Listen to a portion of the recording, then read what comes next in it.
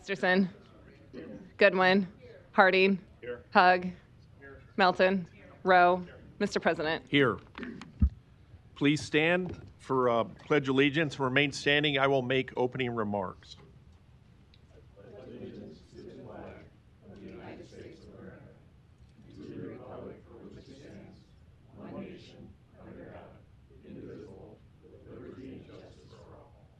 Please sit down today. Good afternoon. Couple brief comments. It is, Brinker and I did the math. The city of Omaha turned 169 years old. It was incorporated on February 2nd, 1857. So we got the math figured out on that. We're 169. We're glad to be here today. And also it's Black History Month. I want to recognize that. With being 169 years old, we elected the first African American as our mayor. So we've come a long way and got a ways to go, but we're all glad to be here today. Thank you. An affidavit of publication is on file, and a current copy of the Open Meeting Act is posted in a white binder on the east wall of legislative chambers. Good afternoon. Welcome to this meeting of the Omaha City Council.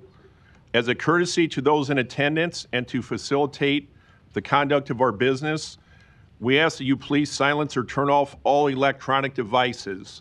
I didn't do that last week, but I did it today. So please mind those rules, please. A reminder that you will have 3 minutes to speak on an agenda item. Please stay on topic. If you would like your comments entered into the public record, you can email the city clerk's office at cityclerk@cityofomaha.org. Council members receive these emails and we read them. Finally, council members may ask members of the audience back up for clarifying questions, but not for extra time to speak. I would like to remind council members to speak directly into their microphones so the audience members in attendance can hear and at home as well. And the same at the front podium here if you're speaking. Make sure those microphones are in front of you and you're speaking clearly into the mics. Thank you. Item 6, to consider a Class C liquor license for Nowhere Lounge located at 3502 Leavenworth Street. A is communications in opposition. Public hearing is now open on item number 6. Is the applicant here today?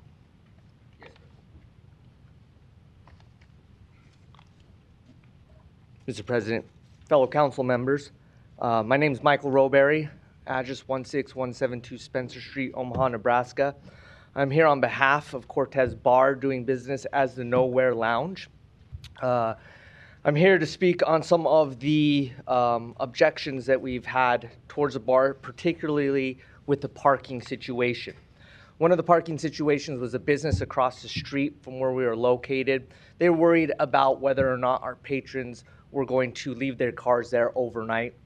Since they put that in, we've communicated to them and spoke with them and put their mind at ease, saying, one, our bar is not open all day, so the customers coming in and out will not interfere. We open at 3 starting Thursdays. We'll go Friday, Saturday, Sunday, close at 2. We also discussed with them if a car's left overnight that we'll have towing pick it up and have them towed away. And additionally, we've been discussing a lease agreement with them to use their parking at night. And since then, they have been put at ease. I also saw one other remark saying that there's already a lot of parking issues. We've been in communication with our landlord. There's parking in the back of the Nowhere Lounge, in which we're going to start renting the back of that parking as well. The other portion of this they mentioned was a noise complaint, that a bar can be noisy. We want to make it clear that this is a upscaled cocktail lounge. We totally redid the inside. In addition to that, we're not having music. This is not a party lounge. It's not somewhere where you go get drunk and have an obnoxious time. So we want to make it clear that that is not what this bar is about. If there are any questions, we'd be happy to answer those. Thank you. Thank you. Are there any proponents here today? Sit back down. Seeing none, are there any opponents? Please don't go far. I'll have some questions for you. Public hearing is closed. Councilmember Hug, you're recognized. Would you come back up, please? Yes, sir. In these older neighborhoods, parking is always an issue, unfortunately. And you mentioned that there's a parking lot behind this building, but you don't currently have possession of that parking lot. Not currently. Since the parking issues just got brought up, we're discussing with the landlords to rent out the back of the space. Those are Okay. going, those How communications many going additional well. parking spaces would that be? Do you know how many additional there are back there? You have to come back up to the podium, I'm sorry. Do you know how much parking? It's around 10 spaces. 7 to 10 spaces in the back, and then across the street where we're in discussions for lease of the neighbors' parking, I believe there's another 4 there. Another 4 there. So potentially, you're looking at potentially leasing another 11 spaces, but you don't have leases. Not currently, no. Okay. So we don't know if you are going to be able to negotiate a successful agreement on your behalf. I couldn't say 100%, but we are 99% of the way there on both of those. It's just the second complaint came in today, and that's when we immediately took action to call the landlord and say, hey, can we do the back? We want to make sure that the neighborhood is put at ease, that this parking congestion issue is taken care of. And just because you lease it doesn't mean your customers are going to park there. As in any space, but again, if the customer doesn't park there, there's always those options of towing and getting them away that way. And what's your occupancy permit rated at? I think 65. 65? And we're looking at 11 spaces. Well, unfortunately, or fortunately, it's not my district. I'd have to defer to the councilman of that district, but I certainly wouldn't hesitate laying this over until we have some concrete leases before us. But that's just my opinion. Thank you. Thanks, Councilmember Hug. Can we get your name and address for the record, sir? Rodolfo Cortez. Scoot over a little bit. There you go. Thanks. Rodolfo Cortez, And your address? 17, address for the business of Your address. 1716 Van Camp Avenue, Omaha, Nebraska, 68108. Thanks. We just need to do that for the record. So, Mr. Ruberry, is that how you pronounce it? Robert, yes. So when you said you talked to a business across the street, what business was that? I believe they're the key masters across the street. That's Eric Hansen who Okay. owns it. Okay. I know Eric and Keymasters. When did you speak to him? When did we speak with them? Last week. Last week. Okay. I got some concerns here because I spoke to him yesterday, and I'm taking you at your word. You said you think you're 99% there. That's not the message that I got when I went and walked. So let me walk through me with this for a second. So there's Keymasters there. They have spots on the west side of their building, I believe. Is that correct? Yes. Okay, and that's their business spots, or is that leased? I think so from their business, they lease those. Yep, okay. And then the north end of their property, that's their private parking lot, correct? And then the east side as well, I think they got some parking for their business trucks. So you said do you have a lease agreement? Councilmember Hug was asking you this. And I drove by there again. I know the lay of the land well, but I drove by with one of my colleagues today. The north end of the antique shop, are you saying that you're going to lease spots for parking at the lease for the antique shop? Yes. Yeah, behind, Okay. right, but there's parking behind. On the north end, right? Correct. Okay. So do you have an agreement in place to lease that parking? No, as I said, we just got the second complaint today, and that's when we reached out to our landlord to say, hey, can we start? Okay. And I know we spoke on the phone when it came through in December, and I had asked you to reach out to the businesses in the neighborhood and the neighborhood association. Did you guys reach out to the Leavenworth Neighborhood Association?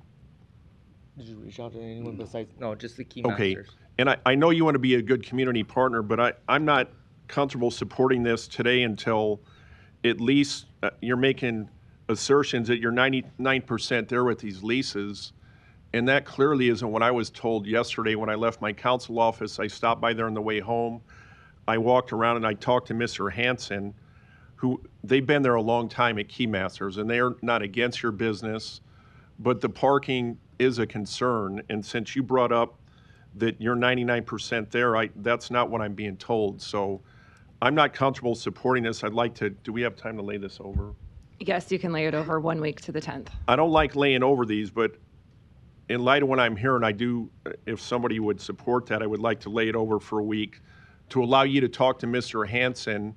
And if you have lease agreements with the antique store, that would be reassuring to me. And again, I'm not against your business, but I think I need to get these things cleaned up since there's been some pushback on I it. just want to make clear what we need from Mr. Hansen. What do you want from Mr. Hansen? Would you want him to send an email saying, hey, we can't lease it, but we agreed that there's a tow regulations that they're going to take care of? I just want to make sure that there's a sublease that their landlord says, no, we don't want to go through with that. I would like you to work out if there is any agreement with Keymasters, just get that in writing. Yeah, I mean, I don't need it in blood oath or anything, but I want a good reassurance. As we talked on the phone in December, you want to be a good neighbor and a good partner, and you're investing in the community, which is great, but let's not start this on a rocky path at the beginning. So I'd like to at least give you a week if you could get that assertion from Absolutely. the antique store there next to you and also Keymasters. We can do that. Okay, thank you. I appreciate it. Motion and a second, no further lights. Thank you. Roll call. Festerson. Yes. Goodwin. Harding. Yes. Hug. Melton. Rowe. Mr. President. Yes. Motion passed 7-0. Thank you. Thank you. Item 7, to consider a Class C liquor license for Supermercado Nuestra Familia located at 2323 L Street. Public hearing is now open on item number 7. I believe we have Ms. Davenport on Zoom. Is the applicant? Yes, I am. Can you hear us okay? Yes, can you hear me? Yep. Can we get your name and address, please? Yes. I'm Cindy Davenport, and my address is 10429 White Road, Ravenna, Michigan, 49451. Thank you. Are there any proponents here today on item number 7? Seeing none, are there any opponents? Public hearing is closed. I just blocked you, Ron. Ron, Mr. Hug, you are recognized. Good afternoon. What always gets my interest on any liquor license in my district is if there will be sale of individual liquor, like those small, they call them shooters, and single cans of alcohol, single cans of beer, single cans of whatever. Some of the family fairs I know are selling singles, but do you intend to be selling singles with this property? We would sell similar to what our other locations do sell, unless that's an issue and a concern, then we can discuss that. Well, it's a concern of mine, because once they go out your door, there's literally no control once they go off your door, and you're reasonably close to a high school. Would that be something you'd be voluntarily willing to do, is to restrict the sale of single liquor items, single Are you cans of talking beer? about, just for, I was gonna say for clarity, the little, couple ounce Yeah, those things. liquor, those are what you're referring to? Yeah, and the single cans of beer under, what's the definition, Madam Clerk? Okay, so our typical amendment is no single sales of beer or no single sales of distilled spirits of 1.7 ounces or less. Yeah, that's something that the retail team can.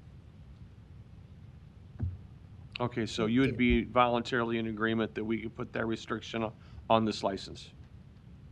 Yes, and I do have a question regarding that. If at a future date we get like a lot of requests regarding around that, can we come back to the commission and discuss that again? That would be a commission level decision, yes. Okay. Yes, we would be willing to not carry the smaller 1 point. Okay, whatever so ounce Madam Clerk, bottles. what would the procedure be to amend this at this point in time? So there would be an amendment with that no single sales of beer or no sales of distilled spirits of 1.7 ounces or less. And then if that's approved, it would be approved as amended. So there'll be Okay, two so votes. I'll make the first motion to amend to reflect prohibiting single liquor items, including beer. Second. Is that clear enough for you? need to say 1.7 Yeah. ounces or less and. Madam, Okay. Okay, so the amendment will be no single sales of beer or no sales of distilled spirits of 1.7 ounces or less. What would, and what would the ounces on the beer be? I think it's this. No single 1.7 sales of beer, liquor. which is the, I think the 12 ounces cans. I'm sorry? The 12-ounce cans is my understanding. And it was, is it less than 20, 30, 32 ounces? No single sales of beer. Oh, no, he said beer. Yeah, that's got beer. 32 in that. This is airplane shooters, though. Yeah, but that 375 milliliters is airplane shooters also. Okay, so it's that one? That's the one we always Okay, use, yeah. my apologies. The amendment is no sales of single containers less than 32 ounces of beer and 375 milliliters of liquor. 375 milliliter. Okay, so that's the amendment. No Okay. beer items 32 ounces or less, and 3.375 milliliters of alcohol. It's done already. Yeah, if you have to, something like this, be prepared for it. Also, do it ahead of time. It would be helpful to tell Ken before it's hit. Yeah, understood. Any other comments? So are we clear on what your amendment is? I'm clear on what my amendment is. Madam Clerk, can you read it one more time so we are crystal clear, and then I'll recognize Councilmember Melton? I sure can. Okay, no sales of single containers less than 32 ounces of beer and 375 milliliters of liquor. So that is a motion for Councilmember Hug, correct? Correct. Can we get a motion or a second? Okay, so we had a motion and a second. And Councilmember Melton, you're recognized. Yes, I just want to make sure that the applicant understands Yes. what she's agreeing to. Okay, because we kind of changed it there and then changed the ounces. So are you comfortable agreeing to that at this time? At this point, yes. Okay, thanks. I just wanted to make sure we weren't skipping past you. All right, thank you. No thank further, you. no further lights. Roll call. Festerson. Yes. Goodwin. Yes. Harding. No. Hug. Yes. Melton. Yes. Rowe. Yes. Mr. President. Yes. Motion passed 6-1. Motion and a second. Roll call as amended. Festerson. Yes. Goodwin. Yes. Harding. No. Hug. Yes. Melton. Yes. Rowe. Mr. President. Aye. Motion passed 6-1. Item 8, to consider a Class C liquor license for Very Important Pizza located at 2502 Farnham Street. The public hearing is now open on item number 8. Applicant, good afternoon. Good afternoon. Dylan Espinoza, Very Important Pizza, like she said, just up the street here, 2502 Farnham. Going to be a pizza parlor. Yeah, I guess, I don't know how much information you want about the entire thing. 7 beers on tap, 3 batched cocktails is the goal. It's not going to be a bar in the sense that you can't come in and get a Jack and Coke or a gin and tonic. It will be 3, like I said, 3 batch cocktails, 7 beers on tap. Yeah, for years I had been running until this Koji out at Countryside Village. Dave owns that spot. I was running that for him. He has a liquor license at a couple different spots. Prior to that, I had my own pizza shop in Seattle for some years. Sold liquor. The liquor license wasn't in my name. It was in my business partner's name. But yeah, so got some history with it. Open ideally 11 to 10 most days, 7 days a week. So it's not going to be,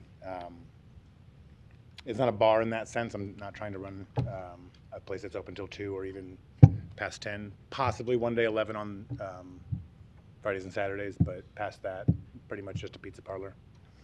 Okay, thanks. We might have some questions for you. Don't go too far. Sure. Thank you and welcome here to Omaha. Of course. Are there any other proponents here for item number 8? Seeing none, are there any opponents?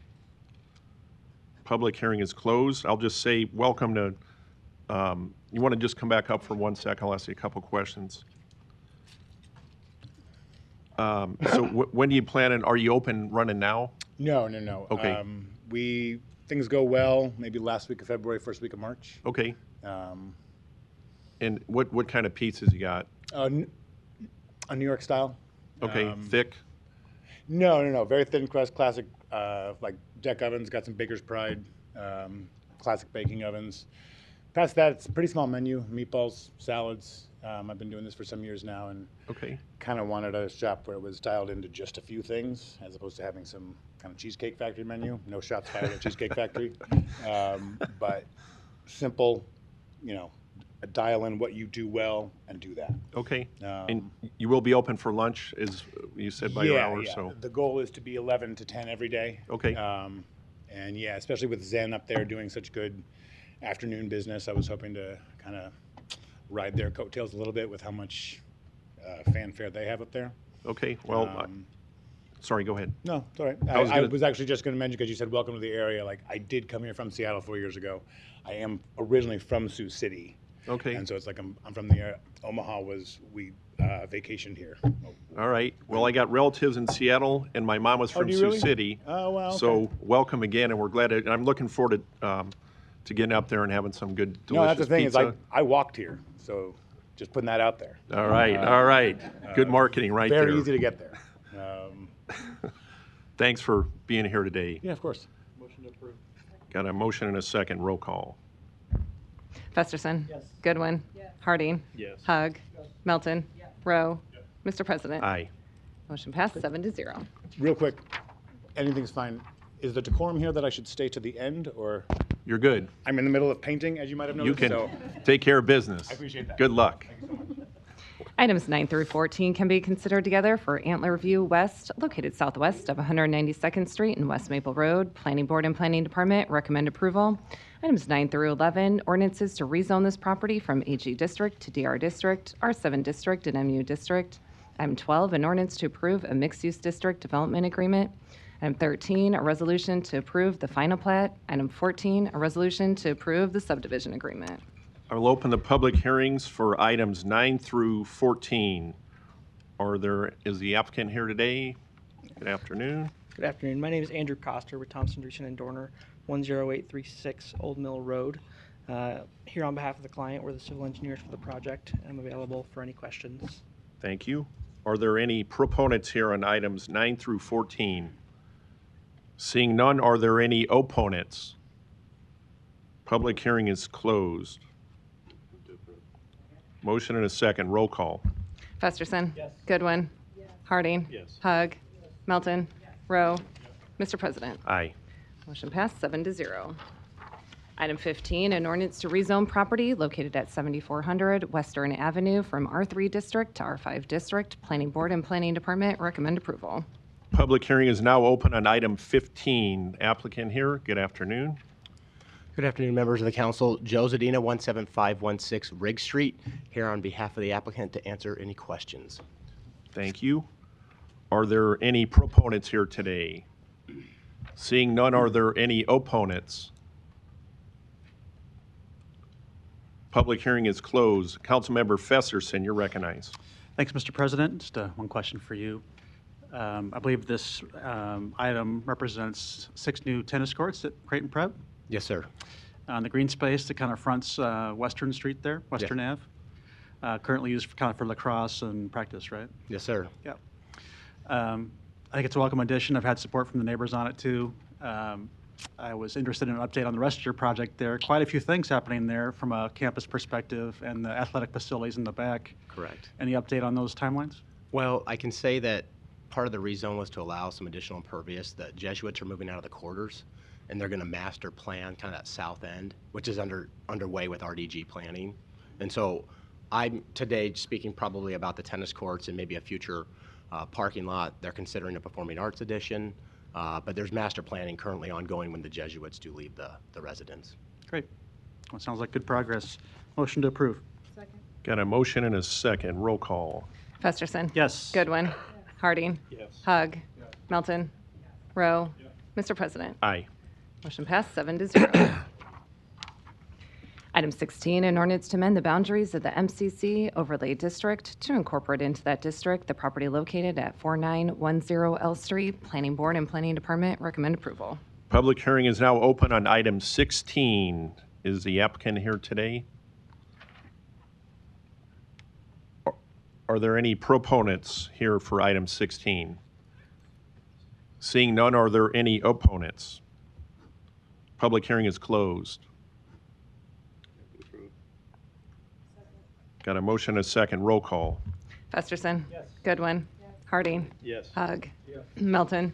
Rowe. Mr. President. Aye. Motion passed 7-0. Item 17, an ordinance to amend the boundaries of the MCC overlay district to incorporate into that district the property located at 13780 Millard Avenue. Planning Board and Planning Department recommend approval. Public hearing is now open on item 17. Applicant is here. Good afternoon. Excuse me, Kyle Hazy with the E&A Consulting Group, 10909 Mill Valley Road, representing the applicant. Make myself available for any questions council or audience may have. Thank you. Thank you. Are there any proponents here today? Seeing none, are there any opponents? Public hearing is closed. Got a motion and a second. Roll call. Festerson. Goodwin. Harding. Yes. Hug. Melton. Rowe. Mr. President. Yes. Motion passed 7-0. Thank you. Items 18 and 19 can be considered together for property located at 3002 Dodge Street. Planning Board and Planning Department recommend approval. Item 18, an ordinance to rezone this property from GC District to TOD 1 MX District mixed use. Item 19, an ordinance to rescind the ACI overlay district for this property. Public hearing is now open for items 18 and 19. Applicant, good afternoon. Good afternoon. Scott Braun, RW Engineering and Surveying, 7525 North 101st Street.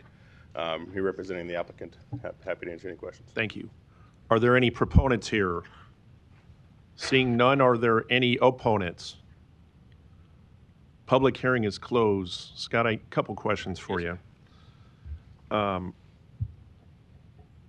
What is the goal and what are you going to be doing here? It's an old Radio Shack, right? It's been a number of things over the years. Radio Shack when I was a kid. Yep. It was a Sprint store at one point. And Yep. Most recently, Religious Assembly was in there. His plan is to create a music venue or a kind of an open mic poetry venue, some kind of a gathering space in the evenings, and then to sell coffee and such drinks throughout the day for various acts that come in, or local acts or local theater groups, or just create a space for creatives to come share their art. Okay, and just curious about long-term parking. Have you looked at that? And Yeah, it's definitely a concern of the development. He understands he's on Dodge Street, and with some of these concerts that, you know, they tend to go into 10, 11 o'clock in the evening, and with the limited parking on site, he's exploring options to secure parking stalls with the neighboring business development there to the west, maybe get some of those parking stalls in the parking garages reserved. But part of the move to the TOD zoning was the removal of the parking requirement, simply because he wasn't able to adhere to the parking requirement of the previous zoning, since he's only got so many stalls on that site. okay, So he's still going to provide as many as he can, but it's only, I think current plan is less than 20. okay, and what's the timeline that you want to get this up and running? Do you have any goals on the timeline on this? We've just been engaged for design within the last 2 months, and he's intending to rehab the entire facility. So I would guess it would be probably a year and a half before it was finished. And I would encourage you to reach out. It's a community I grew up in. It's the Gifford Park Neighborhood Association. Okay. They're really active, and they're good people that represent that neighborhood district. So I would ask if you would please Certainly. reach out to them and just kind of let them know what your plans are there. Absolutely. Okay. And he may have already done so. I know he's been doing a lot of community outreach and talking to a lot of people. Okay, thanks. Mr. Fansel, I got one quick question for you on this, Dave. Sure. Dave Fanslow, City Planning. So if this gets approved today, this doesn't have anything to do with traffic or any of the public works engineering as far as the traffic flow goes here. Is that correct? I guess I'll say, if this is approved today, the request is in conformance with the master plan, so that's what we looked at first, right? And it's no different than the gentleman made a reference to didn't quite say it this way, but to get away from the parking regs. We receive a number of requests for CBD zoning, NBD zoning, that are partially to do with those parking regs, but they're also those requests that make it to this body are master plan compliant. I would say that this request is no different. Dodge Street, as you all know, has been designated a TOD corridor, and this application is that. They're rezoning to TOD, which is master plan compliant. Okay. Thanks, Dave. You bet. Is there any other comments by council members? Do we have a motion? Motion to approve items 18 and 19. Thank you. Second. Got a motion and a second. Roll call. Festerson. Yes. Goodwin. Harding. Yes. Hug. Yes. Melton. Yes. Rowe. Mr. President. Aye. Motion passed 7-0. One public hearing can be held for items 20 through 22 for property located northeast of 46 and California Streets. Planning Board and Planning Department recommend approval. Item 20, an ordinance to rezone this property from GI District to CC District. Item 21, an ordinance to amend the boundaries of the MCC Overlay District to incorporate this property into that district. Item 22, a resolution to approve the Saddle Creek Marketplace Tax Increment Financing Redevelopment Project Plan in an amount up to $9,005,590. A's Communications in opposition. The public hearing is now open for items 20 through 22. Are the applicants here today? Good afternoon, Mr. President, council members. Bob Griffith, 11440 West Center Road, here on behalf of the applicant, Woodsonia Saddle Creek LLC, with me, as well as Larry Jobin in my office, who are the attorneys for this project.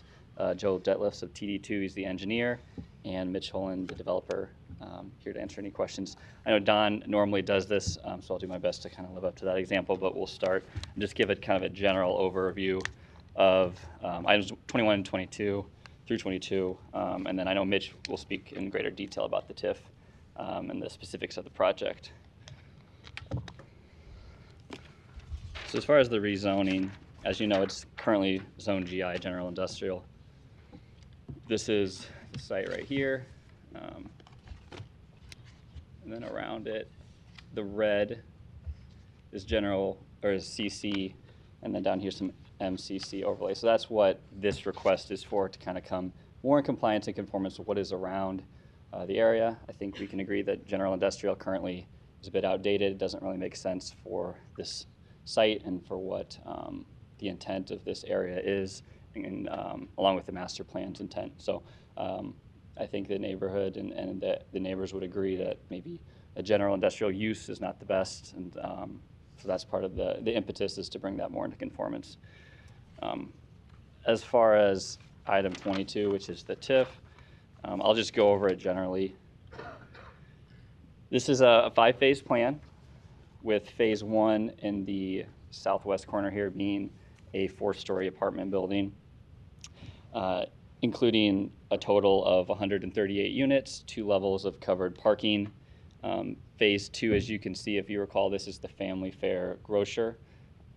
That will be intended to be 3 commercial bays and with 3 tenants. Phases 1 and 2 will likely kind of go together, with the intent being that this spring we'll start some demo and move forward with those. Ideally, this will all wrap up with phase 5 being the last phase here up in this corner, end of 2030. So it's a long-range project, a total investment by Woodsonia Saddle Creek of over $100 million. They're very invested in this piece of ground, in this project. They feel strongly about it. Total mixed use multifamily units include 223. It is market rate. There's a mix of studio, 1-bedroom, 2-bedroom. The 60,000 foot box retail I mentioned, but then also approximately 7,500 of smaller retail space. Total TIF request that we're asking for today is $9 million. We're also asking for some EEA funding and a little over $12.5 million. Just for context, I know there's, as is expected, there's some affordability questions. Those deals are difficult. This particular project does not include an affordability aspect, but the ROI, inclusive of TIF and EEA, is only about 3.5%. So this is a tight deal. The way that it doesn't happen without the EEA and the TIF funding. It's essential to make this deal possible. Maybe to offset some of that, there's almost $1 million of public improvements. That includes landscaping, new sidewalks, increased walkability, safety, things like that, as well as just a general kind of revamp of the area and these buildings. So happy to answer any questions. Myself and the team are here, and I know Mitch will have the ability to walk through the project in greater detail and answer your questions as well. Thanks. Are there any proponents here today? Afternoon, Don Seaton, Omaha City Planning Department. Robert Griffith gave a pretty good overview of the project. I don't have an awful lot to add. I would like to re-emphasize that EEA is going to be one aspect of this project. The agreement for both the TIF and an agreement for EEA will come back, so there'll be another opportunity for a public hearing on this project. Again, the TIF support is $9,005,590. It's maybe worthwhile to take a look at a couple pictures of the site.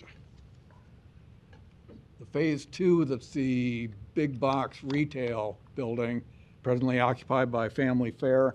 Robert didn't note, I don't believe, that Family Fare has made a decision to leave the site and their lease, and that's completely separate and independent, a decision they made separate from this project.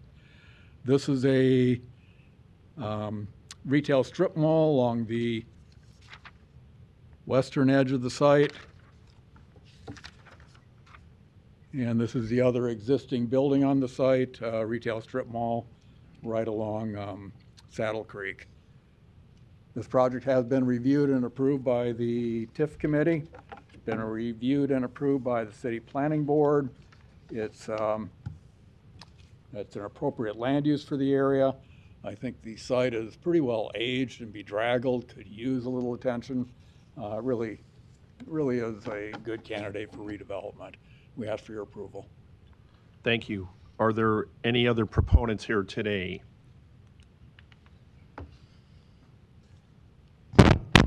Mitch Holen, 20010 Manderson Street, Elkhorn, Nebraska 68022. I'm the developer of the project. Just a couple things. I think Don and Bob did a good job, but wanted to thank staff just for their efforts on this project.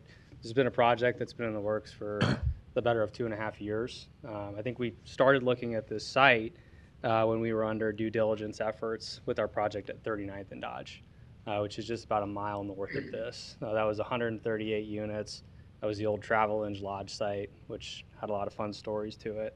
But we've held countless meetings with staff. I think our first plan on this project that we discussed with staff probably 2 years ago was all multifamily. That was kind of the original concept. But as we advanced discussions both with staff, the neighborhood, some stakeholders, as well as a few key tenants, it was important to us to try to keep this a mixed-use project. So not just multifamily. We wanted to keep commercial, we wanted to keep retail, and I really think that's the plan that's before you folks today. So obviously we're excited to be hopefully moving forward. I'm happy to answer any further questions on the development that the council might have. But it's obviously a tired site and we want to kind of breathe new life into it. So that's really the intent, but happy to answer any questions. Thank you. Are there any other proponents here today? Seeing none, are there any opponents? Excuse me there,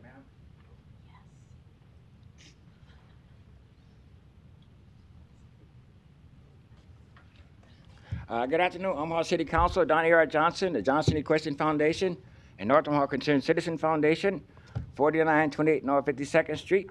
I think what Larry and these young men are doing is wonderful. But the problem I have with Larry and his program, they're not paying their fair share of wheel tax. There's heavy equipment that's tearing up our street. We want the increase of the wheel tax on these folks. Thank you. Are there any other opponents? Luis Jimenez, 2709 Dewar Avenue. Been following it since pre-meeting. You're gonna have 3 separate votes on this, or just 2? 3, okay. Actually, I'm just going to post all of it because I understand that the neighbors didn't want any residential component along Saddle Creek because it blocked their view of the skyline. And people are very mad. And maybe that's why Durham decided not to seek re-election for a fourth term. But I think this is not for the vicinity, this development. I think it's for the medical professionals. Commercial, mixed use, that makes sense. But just to put more residential, more people in there, without really a steady with traffic and with the neighbors coming forth and supporting it. I think what's his bucket was the first opponent, and I'm the second opponent. So I think that tells me all I need to know. Thank you. Thank you. Are there any other opponents? Thank you. Larry Storer, 5015 Lafayette Avenue, Omaha 68132. I am a Dundee resident since December of 1971. Lewis is not. And I want to tell you, this reminds me of the definition of blight. You guys don't know, or Don doesn't know what blight is. Just go a few blocks north on the Northwest Radio in Miss Goodman's district, and you'll see what blight is. But I think that's intentional blight. This is not blight. Did you see those pictures on the screen? That doesn't look like a blighted area. It looks vibrant. It looks like people are shopping there. What gives you the right to declare some of our neighborhoods blighted? Because some developer doesn't want to spend the money to develop it out of his own pocket. And then you turn around and drive the area and you see their name on the things that are for sale. Like, excuse me, Mr. Noddle. His name's all over Omaha, but he gets tiff for a lot of those things. This is not fair to me. Now, I need to move because I can't afford the taxes here, but I can't. But for your 20-year abeyance of my property tax and a loan, maybe even paying for the cost of my new house, I can't do it. But I'll pay you tomorrow for a hamburger today. It's a wimpy burger. And it's also illegal against citizens. It's unfair to the citizens that do pay to finance the rich guys. And then they move out of town like ConAgra did. And you guys blew all those beautiful apartments up downtown Omaha. You could have had those for so-called affordable apartment, affordable housing. You could have even put up the homeless there. And the railroad cars could have traveled around Omaha. But no, you got to let somebody that says, I can't afford to do it, but for TIF, come in and do it. Well, you better get busy on the Northwest Radio Highway before it gets burned down by the homeless, which are no longer there, the Somali community that is. Drive that area for about 3 hours, a couple times a time. You'll see what I'm talking about. It's a hazard. That's blighted. Thank you. Are there any other opponents?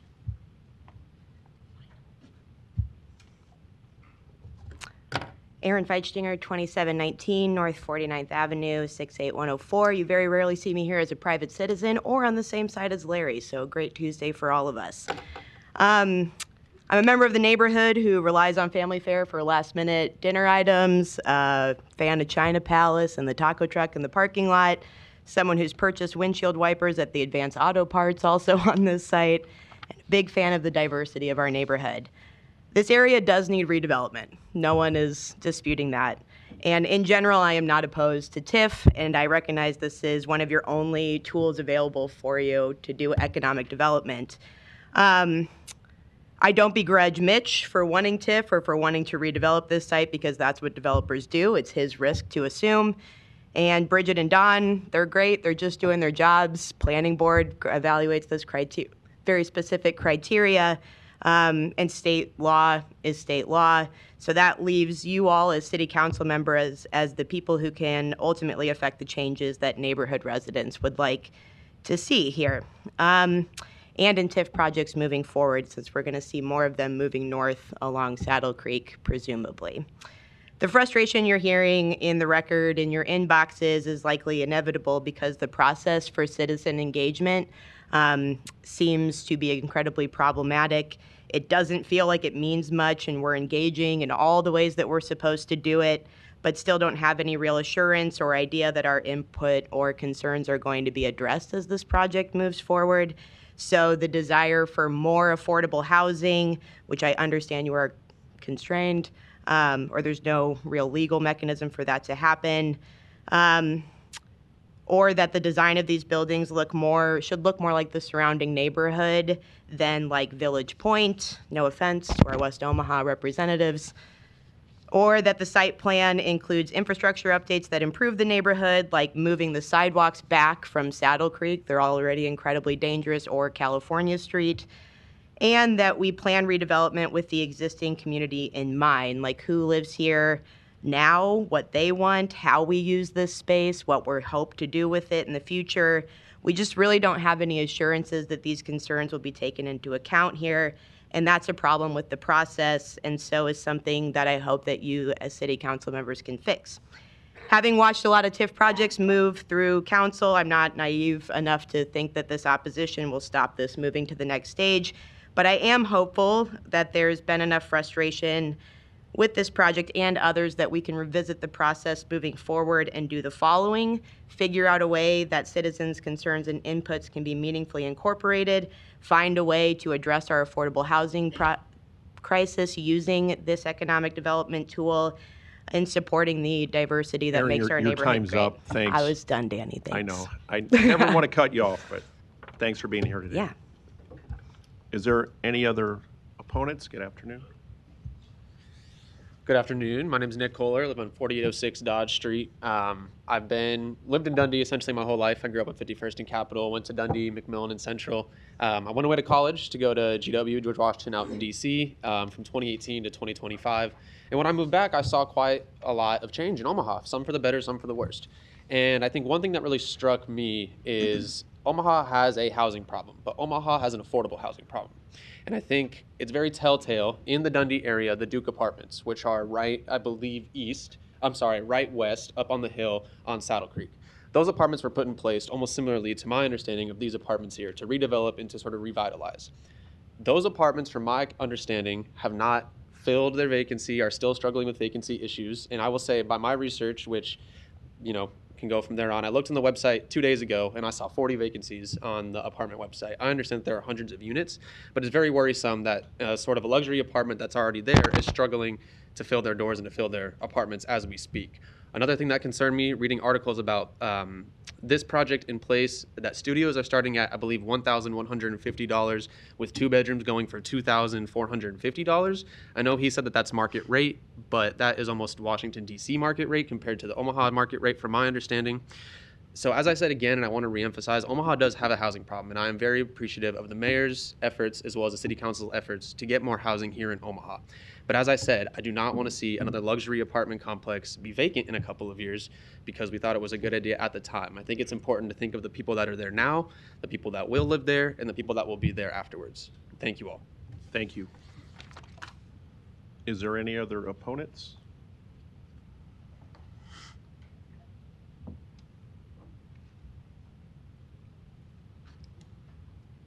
Hi, Jessica McCallie, 5033 Seward Street. Can you hear me? Yes. Okay. I'm here also as a neighbor, constituent of Councilmember Festerson, a business owner in 68132 and 68104, so kind of squarely in the area that we're talking about. I'm also speaking for dozens and up to hundreds of My fellow neighbors who can't be here today, I mean, lots of times we can't make it because this is during working time, and also many immigrant neighbors who don't want to be on camera stating names and addresses in a government building currently, which I think we all understand. I'm also not here just to oppose TIF in general. I think the last couple people who spoke covered the frustration with the process. And then also in our neighborhood, a lot of the opposition is with the affordable housing not being present in this during our kind of housing crisis, but also that the area in question in these businesses, the buildings are tired, but the businesses are absolutely thriving. They are almost majority immigrant owned, and a lot of them are legacy businesses. They've been passed down, and the intention is to keep going for the next however many years, 10, 20 years. Been here for 30 years, 10 years, 20 years, 6 years. I bring that up because in the planning board, it was mentioned that these are mostly transient businesses and mostly vape shops, which is not true at all. They're beloved, thriving businesses. So it begs the question, who is TIF for? Is it for luxury apartments and developers, or is it for our community members?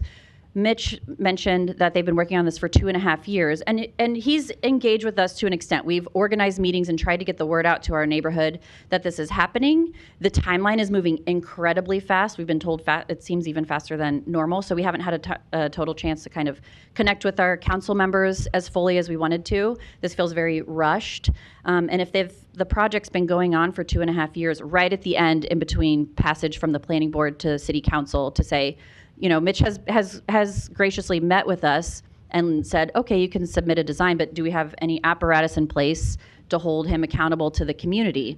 This sounds like a conversation that should have started 2.5 years ago. So in the case for this project, for these reasons and a multitude of other reasons, I'm opposing TIF for this project specifically. Do you have any questions? Thank you. Okay. Thanks for being here today. Is there any other opponents? Public hearing is closed. Councilmember Fesserson, you're recognized. Thanks, Mr. President, and thank you all for your testimony and for your engagement on this project, especially the neighbors. I've been following this case and have read the numerous emails we've all received on it of concern. I know there was a large neighborhood meeting, and then, of course, I followed the planning board proceedings in those minutes. And I've met with the developer twice now and have had conversations with Family Fair, and in fact was on site over the weekend at Family Fair. And I want to engage a little bit more on a comment you made, Mr. Seaton, here in a minute. But there's no doubt, I agree, this property could use some reinvestment. It is tired. It's been decades since we've seen any reinvestment there from a capital perspective. But I do understand the concerns that are being expressed. So I think there's a few things I want to try and unpack here. And the first thing I want to start with is process and neighborhood engagement, as that has been a common theme from the emails of concern that I've received. I don't know if Mitch or Bob, if you want to address that, how that's gone from your perspective and what those steps have been and where you see it going from here. Yeah, thanks, Pete. There's been some unique parameters on this project in terms of there being an anchor grocery store that we're bound by certain confidentiality provisions in that lease, what we can and can't share, obviously, with any business, right? So I'm not able to come up here and say, hey, here's the date that XYZ tenant is leaving and here's why, right? But from the start, what we shared with staff, planning commission, and the neighborhood, and that I want to make abundantly clear, is we are not driving out Family Fair as part of this project. What we absolutely want to prevent is a vacant box sitting there, which will happen. That will be happening in the coming years, regardless of our project moving forward or not. That's one of the reasons why the existing ownership group decided to sell. In terms of engaging in the community and the neighborhood, with any big project like this has changed, right? This is a project that's going to involve a lot of change.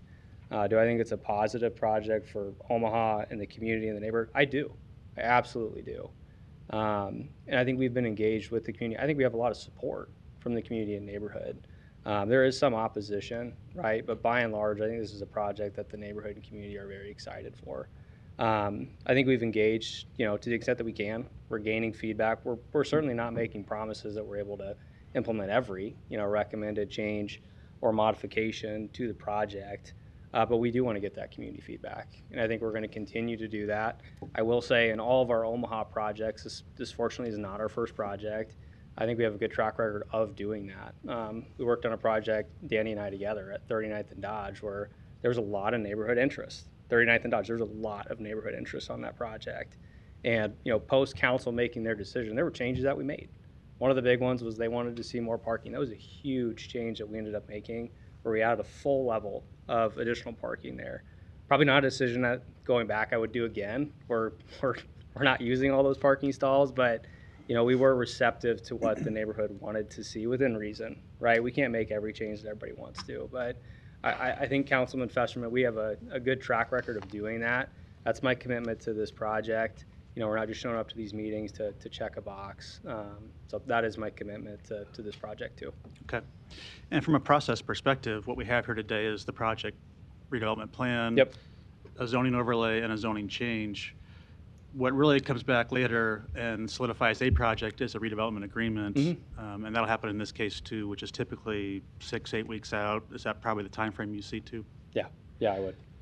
And so in between now and that time, should this pass today, there's much more time to talk about and engage on issues of concern that have been expressed today. Yeah, and I think there's a lot of time beyond that as well, Pete, where a big piece that the neighborhood wants to provide feedback on, among others, is design of these buildings. And we've been really clear, I'm on record too, these are not the set designs that we're moving forward with. We're gonna have to comply with the MCC overlay. There's probably gonna be a TOD overlay. We're gonna progress these designs. That's gonna kick off once we're approved by you folks, right? So I think there's a lot of time for those designs to be implemented.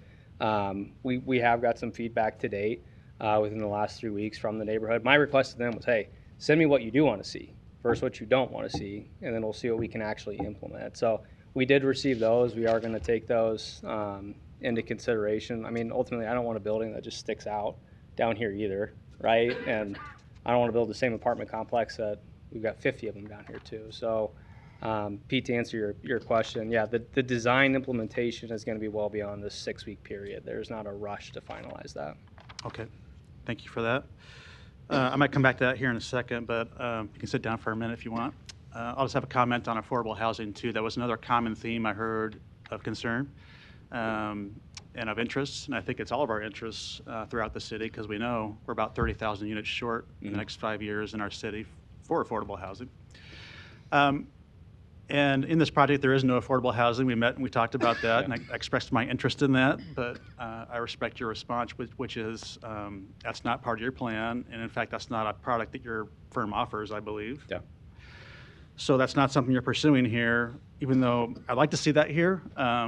I can't say you're not playing by the rules in your application and how that's gone through the process to date. But I will say, and I've said this before, I do think personally that multifamily projects seeking TIF in Omaha should be subject to some kind of requirement, or at least an incentive, to do affordable housing with projects like this. And that can be done. That can be done through just a simple policy change through our TIF committee review. I think that can be done through resolution or even ordinance. I really think that needs to happen when we talk about our overall challenges and portfolio of things we need to pursue when it comes to affordable housing. So I'm hopeful that the TIF committee is hearing me say this. I had this topic on our next planning committee agenda to talk further. And if needed, I'm willing to pursue a resolution or ordinance to make this possible for future projects, because I don't want to be, again, in a position of saying, well, yeah, we'd like to see affordable housing here, but it wasn't required, and so we're just not doing it. Having said that, I do want to condition that expectation when people think about TIF and multifamily affordable housing in the city. In the last few years, that would have been maybe a few hundred units. And we're talking about 30,000 units that need to happen in the city, right? So this is definitely not a silver bullet, but something I think we do need to take seriously and pursue as part of our portfolio for affordable housing. So that's my intention on that issue. I do believe in this case, as I think Bob said, though, there is a but-for clause with TIF that must be met, and that's something we take very seriously, too. I do think that's the case with this project. As he mentioned, it's not more than maybe 2.3% or maybe a 3.5% ROI, even with those incentives. And frankly, that's a lot lower than I've seen from most any other project I've seen come through with incentives. So I believe that's the case, and I believe you are meeting that test as analyzed by the planning board and the planning department to this point. I want to talk about a few site details now that we started to brush upon in your first response there. So I have to say it's an unusual shaped site, and it is a bit of an odd layout when we talk about your first phase there and the proposed apartments, both because California Street has a pretty extreme elevation change there, but also because it's kind of in the back there of the buildings. Can you speak to that a little bit and what the thought was there? Well, I don't know who put this building on crooked 20 years ago, but that's honestly been the biggest challenge of this site. We've got Joe with TD2 here. We've spent numerous hours trying to figure out how to put this site together. Why that building was placed at an angle, I don't know. But it has created some challenges with maximizing the density. The building that you see in the south, this would be the southwest corner, is virtually the same footprint as the building that we have at 39th and Dodge. And that's kind of where this idea started, is we were looking around for another site that we could do, around 150 units in. The grade change is one of the challenges, but we're also trying to really use that in terms of the building design. So if you look at that today, 46th Street is almost 20 feet above where the loading dock is for family fare. And what we're going to do is 2 levels of underground structured parking that are going to be buried into that hill. So instead of you seeing those typical 2 levels and then the 4 stories on top of it, those 2 levels are going to be buried. Where today we are going to get rid of the loading dock access that goes off of California Street. That's a mess, and I think that's a major benefit as well. That will then serve as the entrance to an underground parking garage for the first level. The second would come off of 46th Street, if you can keep pointing at that, if you can see right here.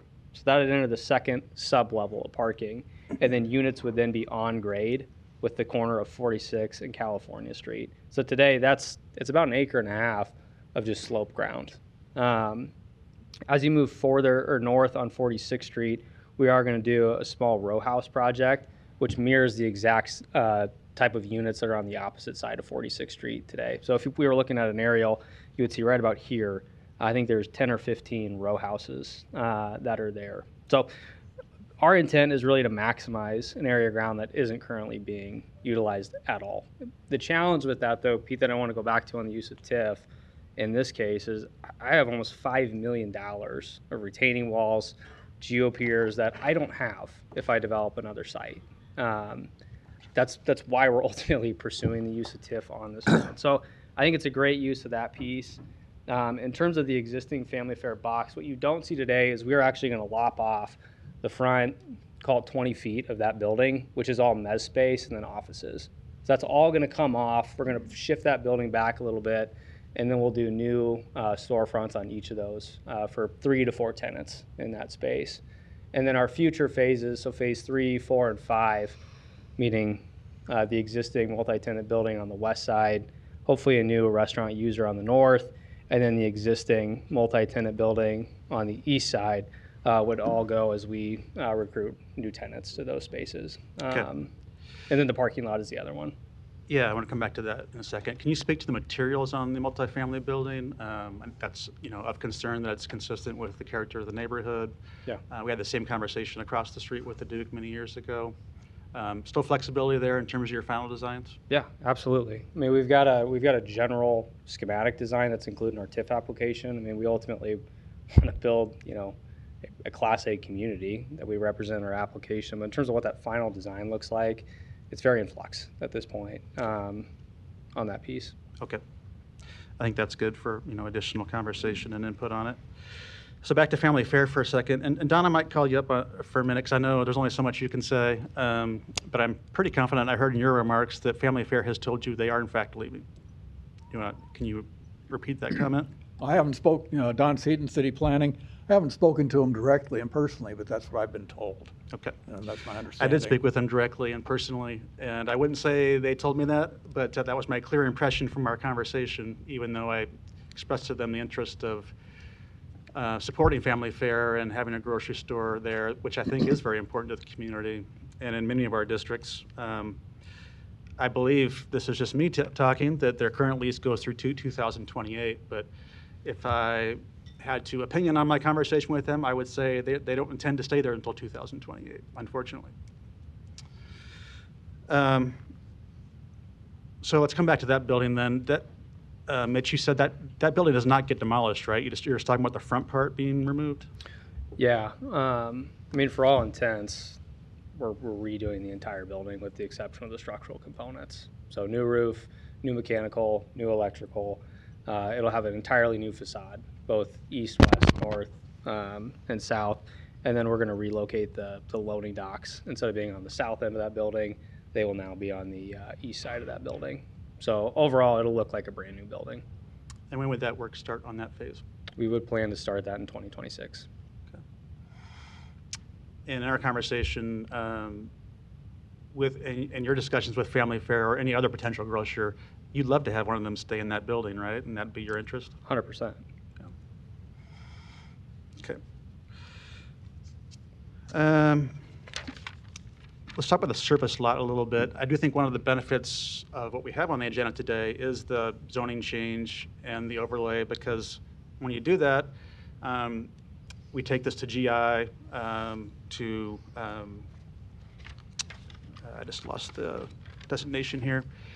We changed it from general industrial, which is very positive, because you don't want something general industrial happening on this property in the long term. And then the MCC overlay is what controls parking lot landscaping and things like pedestrian-friendly improvements and things of that nature. So I want to talk about that a little bit. That surface lot right now is essentially a heat island, and there's a lot of parking there that doesn't get used. Can you talk about what will change there with this proposal? I mean, the biggest piece is there are no landscaped islands there today. It is just a sea of asphalt. So what we'll do is completely tear out that existing parking field and put in brand new lighting, brand new parking, all brand new landscaped islands and medians. And a big piece of what we want to do is connect 46th Street to the project. So today, if you go there, it's chained off, and there's a huge grade change as well. So you're walking around to Saddle Creek to get in. So you'll see here on the west side, we want to add a new pedestrian connection point to 46th Street to allow folks to come from the neighborhood or 46th Street, both the people living in our apartments and those in the neighborhood, down into the commercial and retail area. And then I always forget the name of the trail. Somebody here could probably chime in. I'm looking at you, Dave. I don't know why, but we are adding a new trail system on California Street that'll go along that path as well. Okay. And are we talking trees in the parking lot? And how many trees are we talking? I don't have the exact number, but yes, it'll be treed in those islands. Okay. Which is a detail that'll be forthcoming probably in the agreement Yeah, phase, we'll right? have to comply. This goes back to my point of all of the MCC requirements, public work requirements, landscaping requirements. Okay. And in your remarks, you said about $1 million worth of investments in these type of things. Talk about the sidewalks a little bit. Ms. Feistinger made a comment on the sidewalks, which is true. They are very close to California Street and to Saddle Creek there. Not much of a barrier at all. I think the sidewalks aren't more than 4 feet right now. Yeah. Will those sidewalks all get replaced, or what's the plan with that? The ones on 46th Street in California on up to our property line will be. What we don't control, we tried hard to acquire it, was the post office. So we won't touch any of their property or their right of way. But the ones on 46th Street in California will be as part of our project. And do they get larger, or how would you describe I would have to ask Public Works on what will be required there. I don't know if they'll get larger or not. I know the one in California, because it's a trail, will be, I think that's 10 feet on that one, but I'm not sure how wide the ones on 46th Street will be. California will be 10 feet? Yeah. Okay. I don't know if Public Works is a possible, if you're prepared to answer that question yet, or if that comes in the next phase of this project.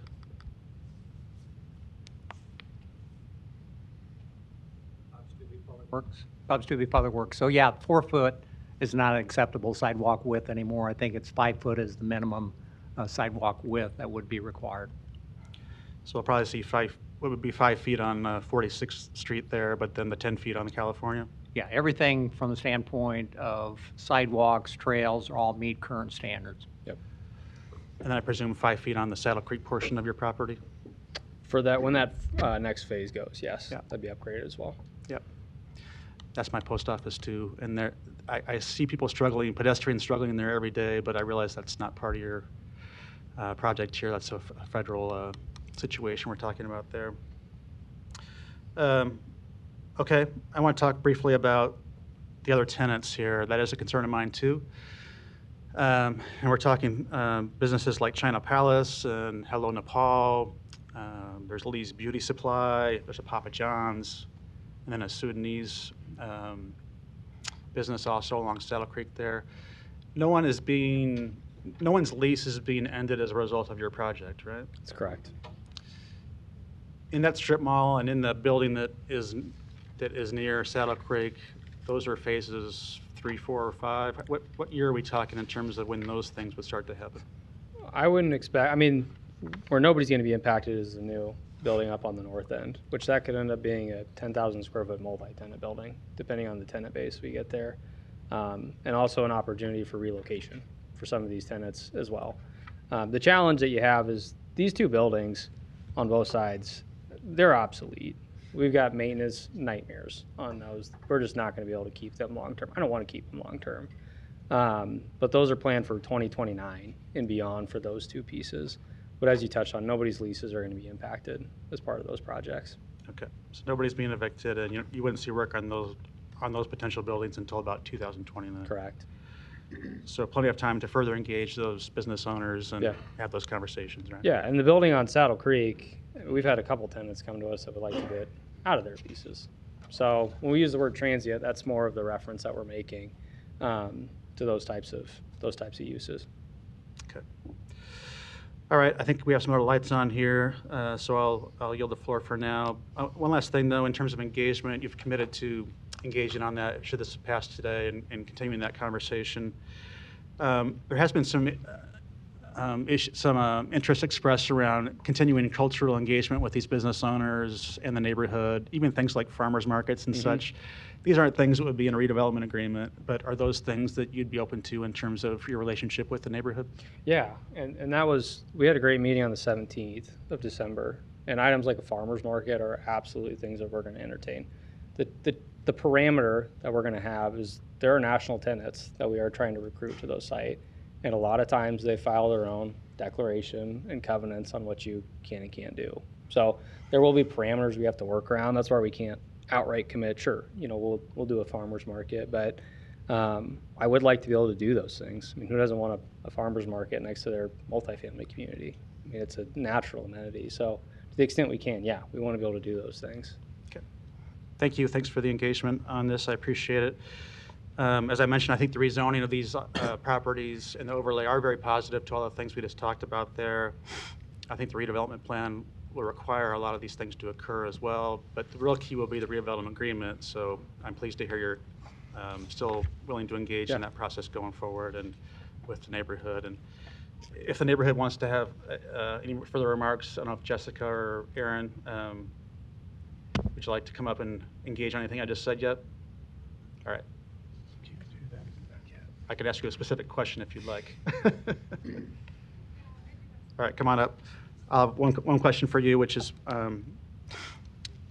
our process isn't to call people up for further comments, but I do have a question for you. The items we just talked about here, and particularly the site characteristics and the site details, are those things that are of interest to you? Do you feel like that could have still worthwhile input from the neighborhood going forward?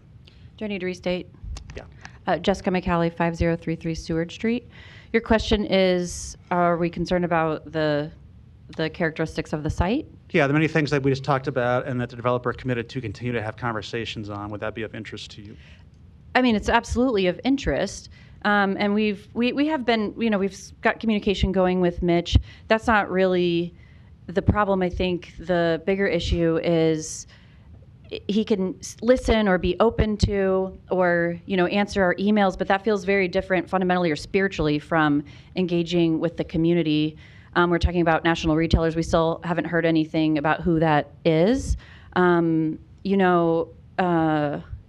you're part of the neighborhood. You know how how strongly we like to support local businesses.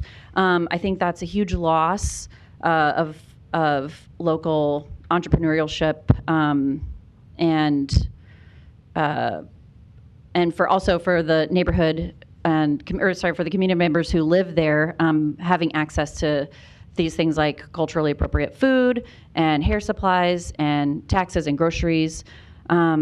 So I think it's bigger than just kind of like picking the palette or the design of the building. It was not shown on the screen, the renderings that we were shown. That is a big concern of the neighborhood, that it does feel like a completely different place. It's someone not from here coming in, recreating something we've seen and we don't like. That's a lot of what we enjoy about living where we do and doing business where we do. And it feels more like home right now for a very incredibly diverse neighborhood, another strong point. So yes, we definitely want to continue to have this conversation and engage with the developers, but I think it's a bigger conversation than that. And like I said, the concern being he's not held to any of that. You can just say, well, it doesn't work, sorry, we can't afford that or we don't like it, so we already kind of made the plan. So you know what I'm saying? Mm-hmm. Okay.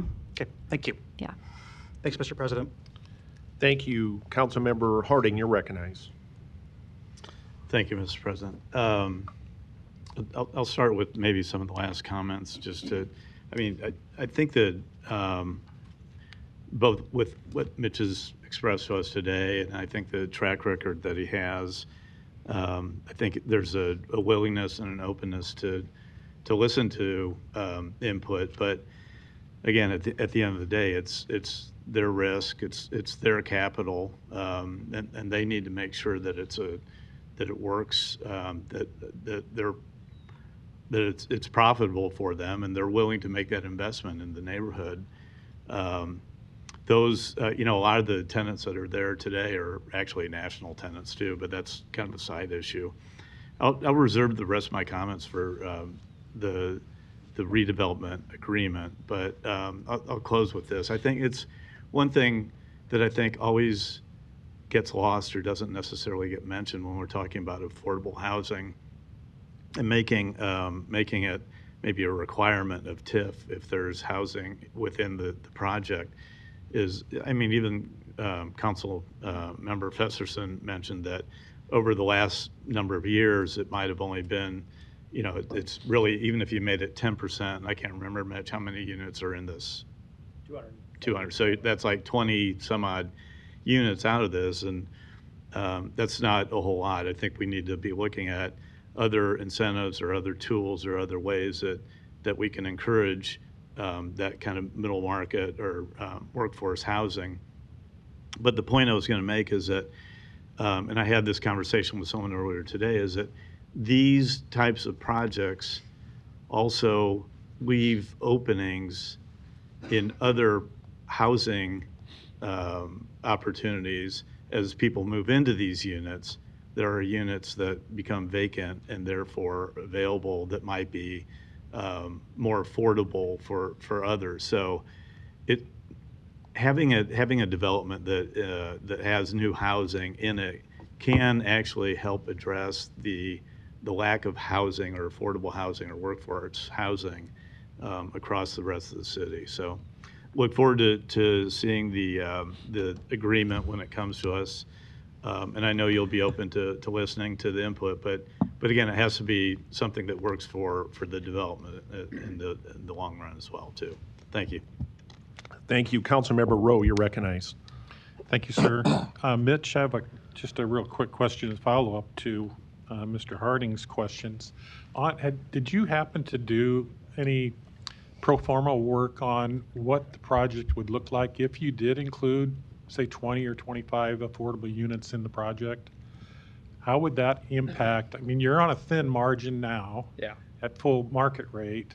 What kind of a return would you anticipate if you were mandated to put 20 units of affordable housing in there? How would that impact the project? You touched on a good point, and Pete brought it up earlier too. With TIF, with EEA, we're at a 4.1% rate of return, and that's with can't remember who spoke on it, top of market rents, in my opinion. I mean, we got a project down the street, new construction, that those units aren't at what the rents that we're going to need here for it to pencil. That's the challenge, right? So to answer your question, I mean, typically we target a 7.5% rate of return. This was a little unique where we bought the site last year because we kind of had a gun to our head. So it was going to either have the opportunity to work on it or not. So this is lower than we would typically do to begin with, but we've kind of already jumped in. So to answer your question, did we look at an option of providing affordable housing on this? We didn't, and it was mostly because the threshold was so low to begin with. But the other parameter that we run into is a lot of the key financing that we utilize with these kind of projects. You will not get the financing if you have any kind of deed restriction on affordability. It's mostly because the lender just won't take the risk. If something goes wrong with the project, they need to know somebody else can take that over, make it work without having an overarching deed restriction, right? That XYZ units can be affordable or not. So that would be my concern. I know that's not what we're talking about today, but Brinker, I think you brought up a great point. If you're going to incentivize affordable housing, it has to be incentivized through other tools. If you use the existing tools and kind of take out of those, I can tell you our project at 39th and Dodge wouldn't have happened. This project would not happen. I would probably gear it solely towards commercial. That's just, this developer's opinion on it, but multifamily is just hard to get to pencil right now. That's why you don't have very many affordable units to begin with. But I think adding an additional restriction is probably just going to mean less units in the market. Would be my opinion. I appreciate that answer. The mayor commissioned an affordable housing task force recently, and I've been fortunate to serve on that. We've had a couple of meetings, and we're talking about a half a dozen, ways that maybe we could impact the affordability question and create more affordable housing. And I've just, cautioned the team that we don't want unintended consequences to come from a mandate, that would take a project that maybe could be built and, if 39th and Dodge is not built, that's what, 300 units or 150 units and 223 units here, where we have the potential of unintended consequences. I'm not saying that there's shouldn't be some discussion about it, but I think we need to be careful that we don't take more units out of the market than what we expected going in. And then I had a question for Mr. Fanslaw. Dave, I didn't prep you on this, and maybe Don will have an answer to this, but let's say in the last 2 years of the TIF projects that have come for housing, do you know what percentage would have gone toward affordable units? Dave Fanslaw, City Planning. Yeah, it's on my desk, but I don't know what it is. Maybe Bridget or Don, since one of them put that information together for me, could answer it. If not, we will surely provide it to all of you as soon as we can. Bridget?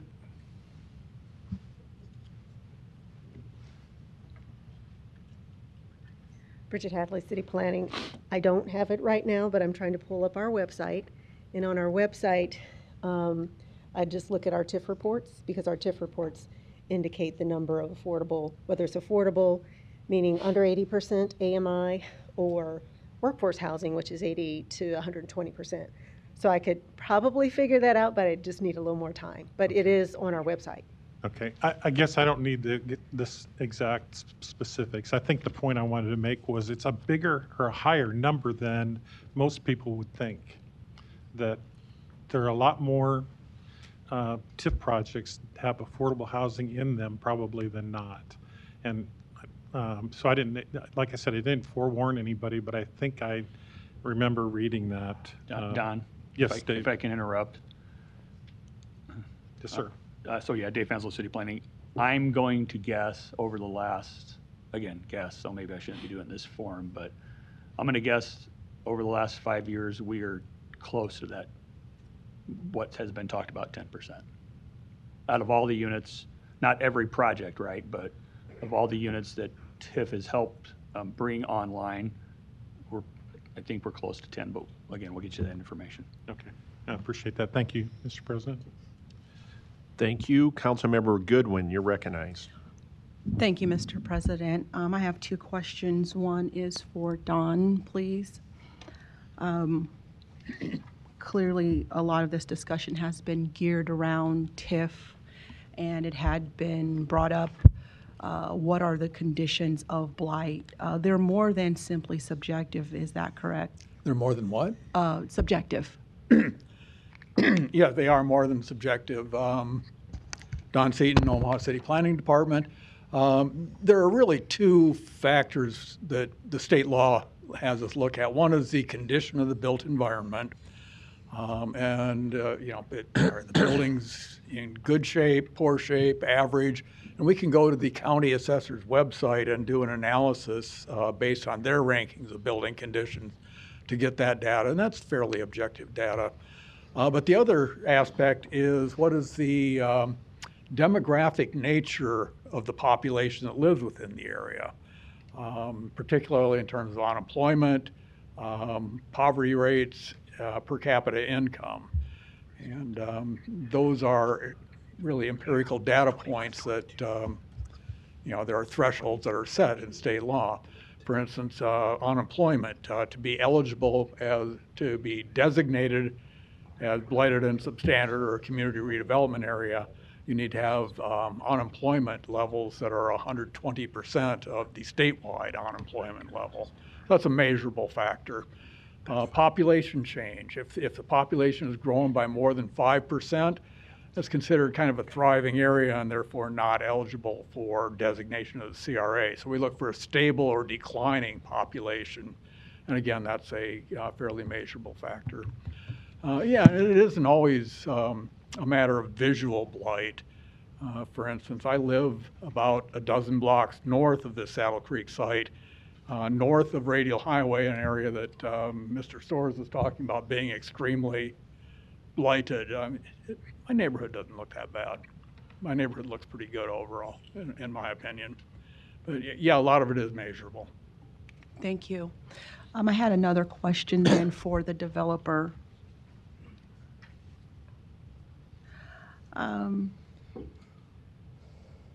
There has been concern about the small businesses that are currently occupying the space and how they do provide, various products and services, also representing specific cultures. But I'm more focused on the entrepreneurial aspect of the small businesses, knowing that small businesses employ the majority of our workers nationally.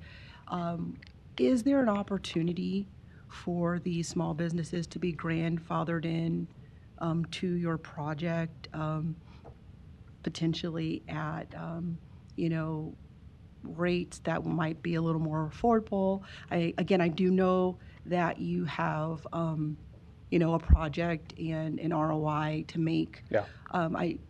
Just looking at redevelopment, for instance, on North 24th Street, looking at those small businesses and ensuring that they have an opportunity to participate in the progress moving forward is something I look at. And so I can understand the concerns of the neighborhood and the neighbors, that not only would they still have access to maybe some of these amenities, but also that the small businesses would have an opportunity.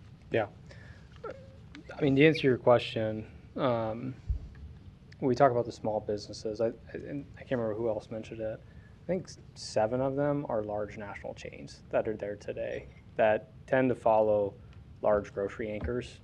So we haven't gone door to door to their employees. We've made sure to communicate with the actual business owner and companies, but a few of them, when they heard the grocery was leaving, have started to look at relocating to other grocery anchored centers. So we might be only talking about 2 or 3 tenants when we talk about the locally owned ones. In terms of those that want to stay, that didn't seek termination rights. But to answer your question, yeah, my hope is, one of them in particular, it's a great example, is the Chinese buffet. Been there for almost 30 years. They've got a, business that is profitable. They're kind of a staple in that center. And we are, in discussions with them to figure out how we can have them be a part of the project in the future. This is a little unique where we're not leaving those 2 existing buildings just because of the condition of them. They're just not safe to be there. So can I say, hey, you're going to stay in this space and we'll work around you long-term into the project? It's just not going to be an opportunity because we are going to tear those buildings down. There's just no way around it. But would there be an opportunity in a multi-tenant building? Potentially. But at their current rate, some of these folks are paying $5, $6 a foot in base rent. That's less than the operating costs on the building. So I can't promise that we're going to be able to do that. We wouldn't be able to move this project forward. Well, I do think this is an opportunity to be a model. I think that anytime you're working within an area that is on the crux of redevelopment, there's a dance. You want the project to happen, but then you don't want to lose character. You don't want to push small businesses out. And in no way am I implying that you are.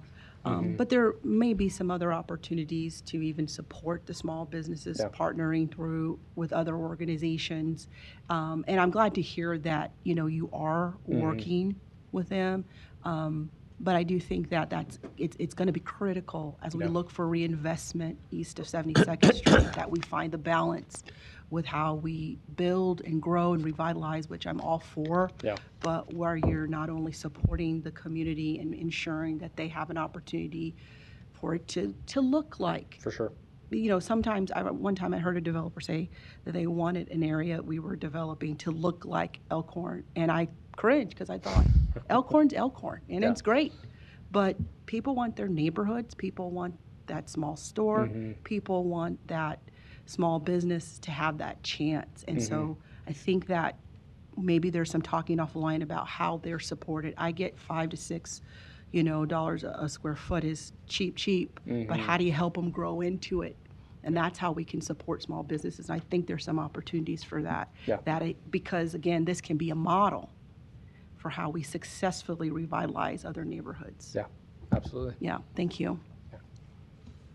Thank you. A couple of comments I'll make. I appreciate everybody being here today that came out to support or oppose the project. I want to reserve my comments. Councilmember Melton, you're recognized.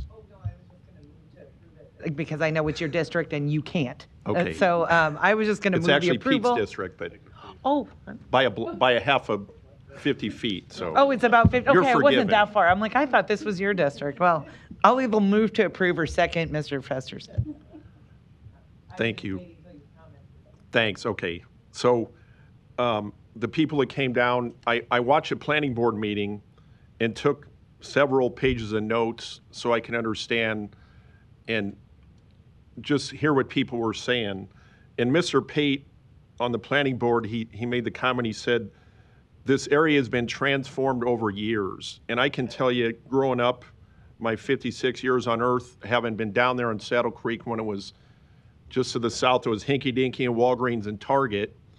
And the Tropics Bar was there, Mama's Pizza. Blockbuster was the greatest thing ever in the mid-'80s on the east side there of Saddle Creek. And then my buddy's sister had Sunny Beaches in 1986, right in that bay on Saddle Creek. And then it was a Goodrich distribution center there in the 70s and 80s and even going back. So when I heard Mr. Pate say that, it really made me understand what the people that are speaking up just to have their voices heard on where they're coming from, having understood that area my whole life. The developers, the investment is $103 million. And change is a hard thing, but as Councilmember Festerson talked about, we're not ignoring affordable housing or the crisis we have. We are working with the mayor, and Councilmember Rowe is on a committee that's looking at it to bring our ideas together.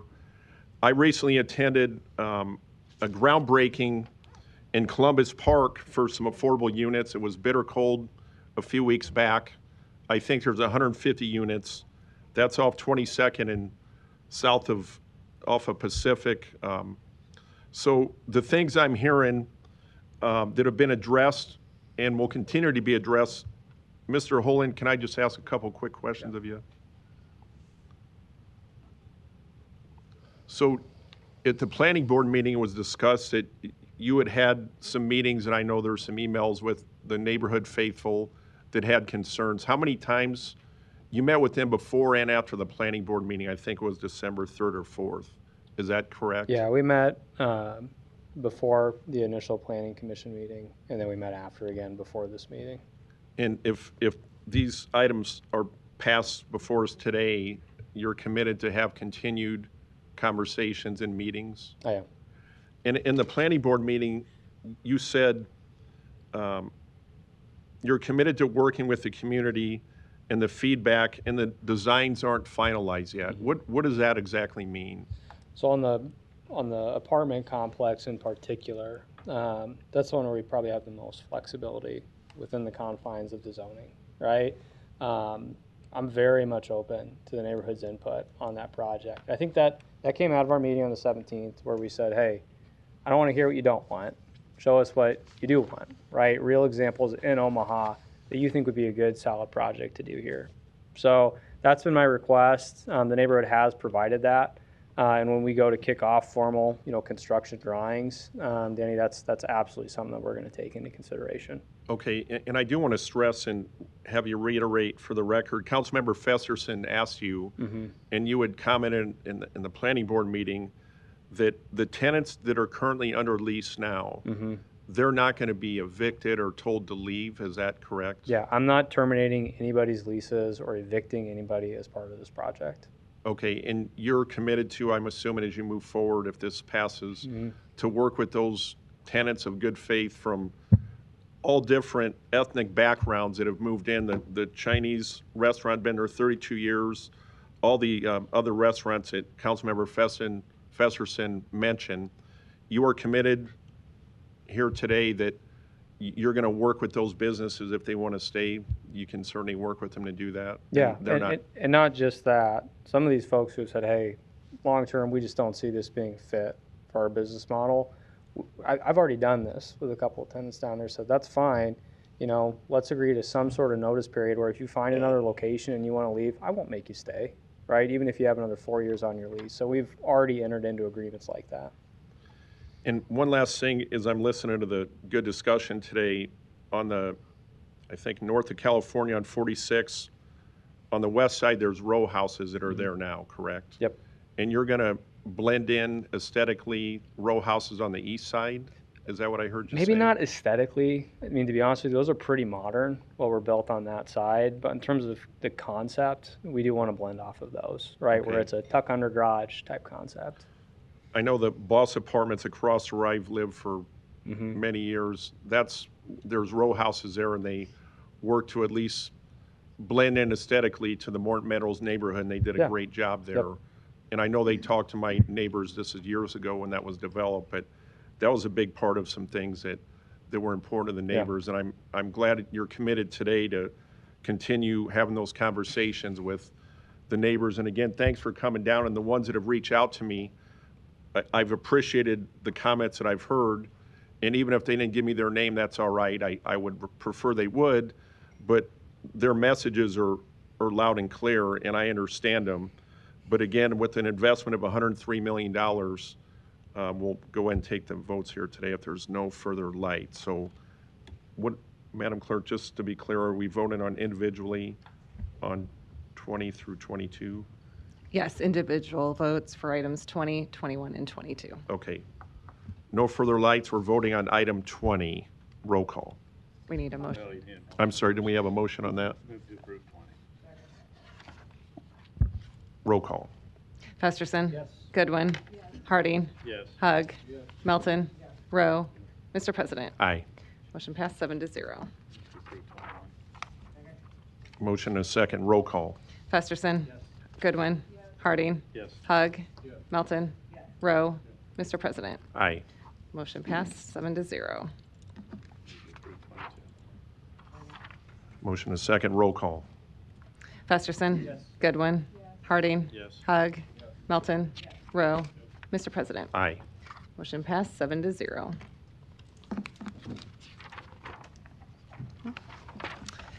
Item 23, a resolution to approve the Workforce Housing Round 4 Tax Increment Financing Redevelopment Project Plan located northwest of 33rd and Miami Streets in an amount up to $406,000. Public hearing is now open on item number 23. Applicant, good afternoon. Good afternoon, Don Seaton, if I may have the overhead. This is the Don Seaton, Omaha City Planning Department. This is the Workforce Housing Round 4 TIF project from Holy Name Housing Corporation. Executive Director Matthew Kavanaugh. This is a residential infill redevelopment project involving 8 vacant lots in North Omaha. These lots will be replatted into 10 development sites. Each will contain a single-family home, newly constructed, 3-bedroom, 2-bath home, around 1,600 square feet, and these will be sold to income-qualified households.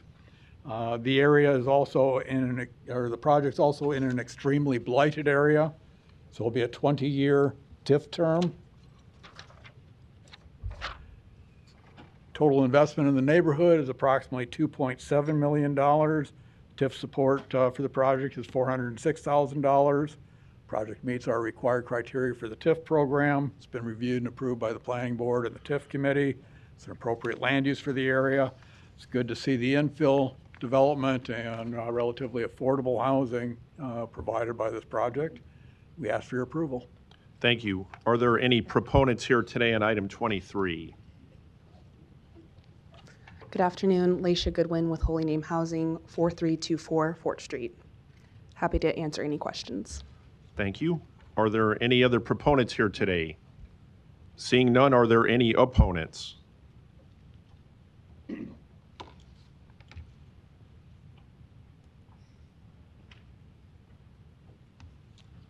Good afternoon, Omaha City Council, Donnie R. Johnson, the Johnson Equestrian Foundation, and North Omaha Concerned Citizen Foundation, 4928 North 52nd Street. I support Mrs. Goodwin and Mr. Don program, but can you folks have those builders increase their wheel tax and lower the wheel tax on consumers? We're getting hit with a $50 wheel tax. Thank you. Are there any other opponents here today? Seeing none, public hearing is closed. Oh, I'm sorry. Councilmember Goodwin, you're recognized. Thank you, Mr. President. Ms. Goodwin, if you could come to the floor. I think this is the exact thing we were talking about in the previous conversation, affordable housing. So I think it would be good for us to just understand, one, what does it look like for these income qualified households? Yes, so for this particular project, the funding source is the Middle Income Workforce Housing Fund that is offered through the state of Nebraska. And our goal is to create a product that not only lowers the barrier to entry for home ownership for more moderate incomes. So that's going to look like a demographic between 80 to 120% of the area median income. And so those look like young professionals and small families. Thank you. And then will there be any site preparation that you foresee in these 8 lots? Yes, so as Mr. Seaton mentioned, I'll use the projector here, these are currently vacant lots. And so we typically do some grading and excavating on these sites. Typically we run into some minor challenges like existing basements from previous demolitions. Our project also includes adding new sidewalks, street cuts, and utilities to the site. Thank you. This had come up in an earlier conversation, so it's somewhat laying the foundation for the fact that so many of these projects, specifically in this surrounding area, do have extensive site preparation that might not exist in other types of development. So thank you for that. No further questions. Thank you. Councilmember Hug, you're recognized.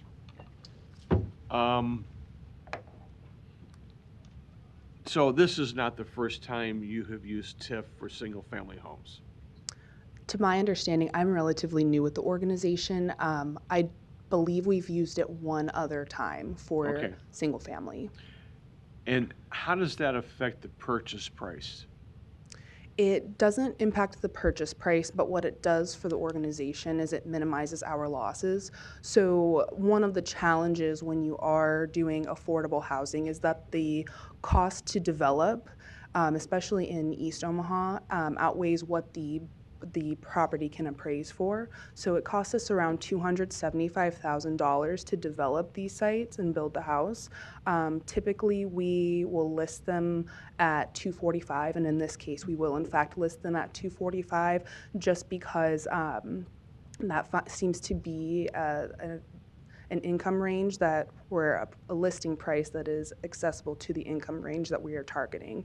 And so when it comes to our return on investment, without TIF, we would be losing about almost 11%, and the inclusion of TIF reduces that loss to about -5%. Okay, but that's not getting loaded back into the sale price. That's So correct. it does have a positive impact on the sale price. You could say that, yes. Okay, so the important thing I want everybody to look at and to realize is TIF can be used for single-family homes. So you guys are doing a great job. Thank you. Certainly. Thank you. No further lights. Motion and a second. Roll call. Festerson. Goodwin. Harding. Yes. Hug. Melton. Rowe. Mr. President. Aye. Motion passed 7-0. Item 24, a resolution to approve the Mariah Intergenerational Center Tax Increment Financing Redevelopment Project Plan located at 2601 North 24th Street in an amount up to $1,182,400. Public hearing is now open on item 24. Mr. Seaton, good afternoon. Yeah, good afternoon. Don Seaton, Omaha City Planning Department. This project's located at 2602 North 24th Street in North Omaha. The site contains a small worn-out building that will be removed. A new 3-story community facility will be built. There'll be a restaurant and a second commercial bay on the main floor. There will also be a public assembly space, kind of an event space, second floor classrooms, and 5 to 7 office spaces on the third floor. The developer is Mariah Intergenerational Center, Inc., managed by Reverend Lassiter. The total investment in the neighborhood is about $6.5 million. The TIF support for the project is $1,182,400. There's also a grant from the State Department of Economic Development that assists the project. And this project meets our required criteria for the TIF program. It's an appropriate land use for the area. It's in a nice amenity for the neighborhood and complies with the goals of the city's master plan. We ask for your approval. Thank you. Are there any proponents here today?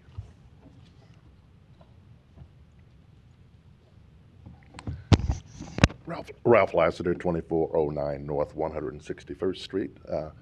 First of all, I would like to thank Don and the TIF team for their assistance. This was the first TIF application that we completed. We would not have been able to do so without their assistance, so we do appreciate their work. I'm available to answer any questions you might have about this project, which clearly will help to revitalize North 24th Street and North Omaha overall. Thank you. Thank you. Are there any other proponents here today? Seeing none, are there any opponents? Oh, wait a minute. Sorry, Willie. Willie Barney, 2401 Lake Street. Wanted to stand in support, strong support of this initiative. This is the type of development that we love to see at 24th and Lake and along 24th Street. Have partnered with Dr. Lassiter and his wife for many years. I've seen them very active in the community in many different perspectives, but has presented this project in front of hundreds of people in the community, very, very well received. So we wanted to stand in support and appreciate the investment that he's making in the community. Thank you. Thank you. Is there any other proponents?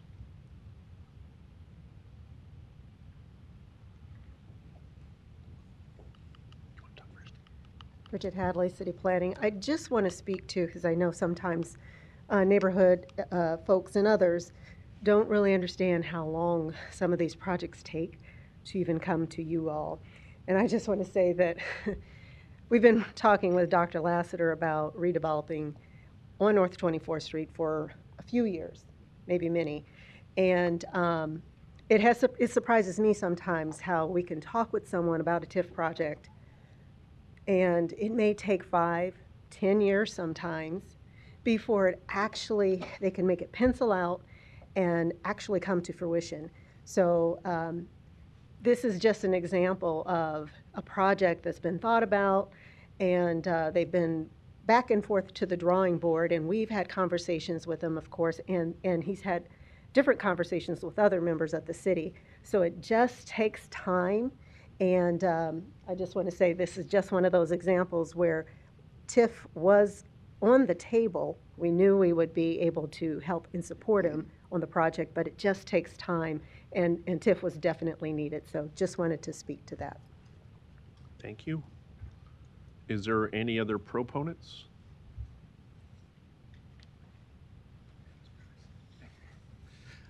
Winsley Durand, 16463 Monroe Street. As a member of the 24th Street BID, this is the kind of development that we would like to see along the 24th Street corridor, and we're in support of it. Thank you. Any other proponents? Seeing none, are there any opponents? Public hearing is closed. Councilmember Goodwin, you're recognized.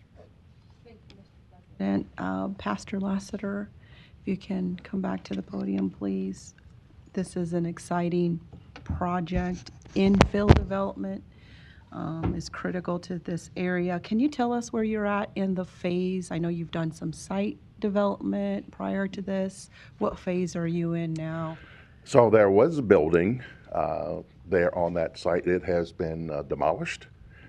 We also encountered a number of environmental issues with the site because it was previously a gas station. We did have assistance from the State Department of Environment and Engineering to remove the underground storage tanks to remediate the site. We've just gotten through, I believe successfully, the site plan approval, and we're about 60% complete with the design of the facility itself. We're hoping to begin construction by June of 2026. We're anticipating about an 18-month maximum construction period. Great. And I heard that it's mixed use and that there's plans for a restaurant. Do you have commitments for programming right now? We have no commitments. We have ideas. We have restaurants that we would like to see there. We're essentially looking for a fast casual restaurant that offers a variety of food choices for the community. We also would hope that that restaurant choice would provide food choices for Creighton University students, since it will be in close proximity. Yeah. Thank you. Thank you. Councilmember Festerson, you're recognized. Thanks, Mr. President. Just want to say congratulations on getting to this point. I know it's been a labor of love for you, and it's going to be a great compliment to the church of historic nature there. And one more step, right, to come back to us on the redevelopment agreement, but I'll be happy to support it then. And it's a good-looking building, and it even matches your suit today. So, would you like a motion to approve? I'd like a motion to approve. I'll second it. Got a motion and a second. Roll call. Festerson. Goodwin. Harding. Hug. Melton. Rowe. Mr. President. Aye. Motion passed 7-0. Consent agenda. Any member of the City Council may cause any item placed on the consent agenda to be removed. Items removed from the consent agenda shall be taken up by the City Council immediately following the consent agenda in the order in which they were removed, unless otherwise provided by the City Council Rules of Order. The public hearing on agenda items 25 through 31 were held on January 27, 2026. Is there any council discussion? Got a motion and a second. Roll call. Festerson. Goodwin. Harding. Hug. Melton. Rowe. Mr. President. Aye. Motion passed 7-0. 32 through 57. No. 58. Okay, 58 now.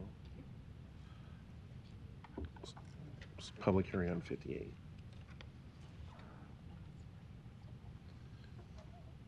You pull in 58? Yeah.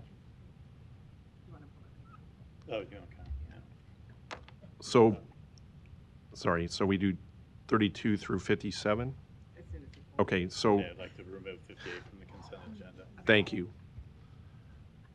So do we got to vote on it? Okay. So 58 has been pulled from the consent agenda. The public hearing on agenda items 32 through 57 are today. If you wish to address the city council regarding these items, please come to the microphone, indicate the agenda number you wish to address, identify yourself by your name, address, who you represent, if you are a proponent or opponent. Public hearing is now open. Are there any proponents? Seeing none, are there any opponents? Public opponents. Luis Jimenez, 2709 Dewey Avenue. I am a proponent of items 32 to 57, accepting 55. Thank you. Thank you. Are there any other opponents? Public hearing is closed. A motion and a second. Roll call. Festerson. Yes. Goodwin. Harding. Yes. Hug. Melton. Rowe. Mr. President. Aye. Motion passed 7-0. Item 58, a resolution that the City of Omaha asks the United States Congress, specifically the Nebraska elected delegation to Congress, to pass H.R. 5356 to create a national infrastructure bank to finance urgently needed infrastructure projects. Councilmember, public hearing is open. Councilmember Harding, you're recognized. Call for proponents or opponents? Yes. Thank you, Madam Clerk. Are there any proponents on item number 58? Seeing none, are there any opponents? Public hearing is closed. Councilmember Harding, you're recognized. Yes, we discussed this a little bit at pre-council. Is there, I think someone from the mayor's office was going to be here this afternoon to brief us on this. And is that, I don't see a representative who said they were going to be here. Okay, well, I'll start by saying I'm going to make a motion to place this on file. Thank you. And I'm not sure why there's no one here to explain this. I mean, this was put on our agenda to support a House resolution, and I guess we don't have a reason for or got a briefing as to why this was happening. So I was prepared to make my comments as to why we should not do this. I was hoping that the third floor could have explained what H.R. 5356 is. So I guess I'll take it up and kind of give a little bit of the background on it. H.R. 5356 is a $5 trillion budget item that establishes a federally chartered bank to provide long-term, low-cost financing for public infrastructure projects, which all sounds good, but the capitalization of this bank uses private capital and what that really means is existing treasuries to fund this bank. And I want to note, though, that the argument is that they say it's not taxpayer funds or federal debt, but the CBO also notes that that debt still remains a federal liability. This program also would duplicate many other existing federal programs and state programs that currently exist. So I have concerns about this and just that the increase in this federal spending and government overreach will lead to financially dependent programs that will be likely add to our national debt and increase inflation. This national bank, in my estimation and from my research, is ripe for bureaucracy and intensive institution, which unnecessarily, as I said, expands the federal government's reach into the state and local projects. I have concerns about then who makes those decisions, what gets funded, how much money will be funded, how the repayment process works. And so, those decisions, we've seen in the past are based upon partisan favoritism rather than objective economic need or project viability. I think we saw some of that through failed funding that we saw with some of the Green New Deal projects.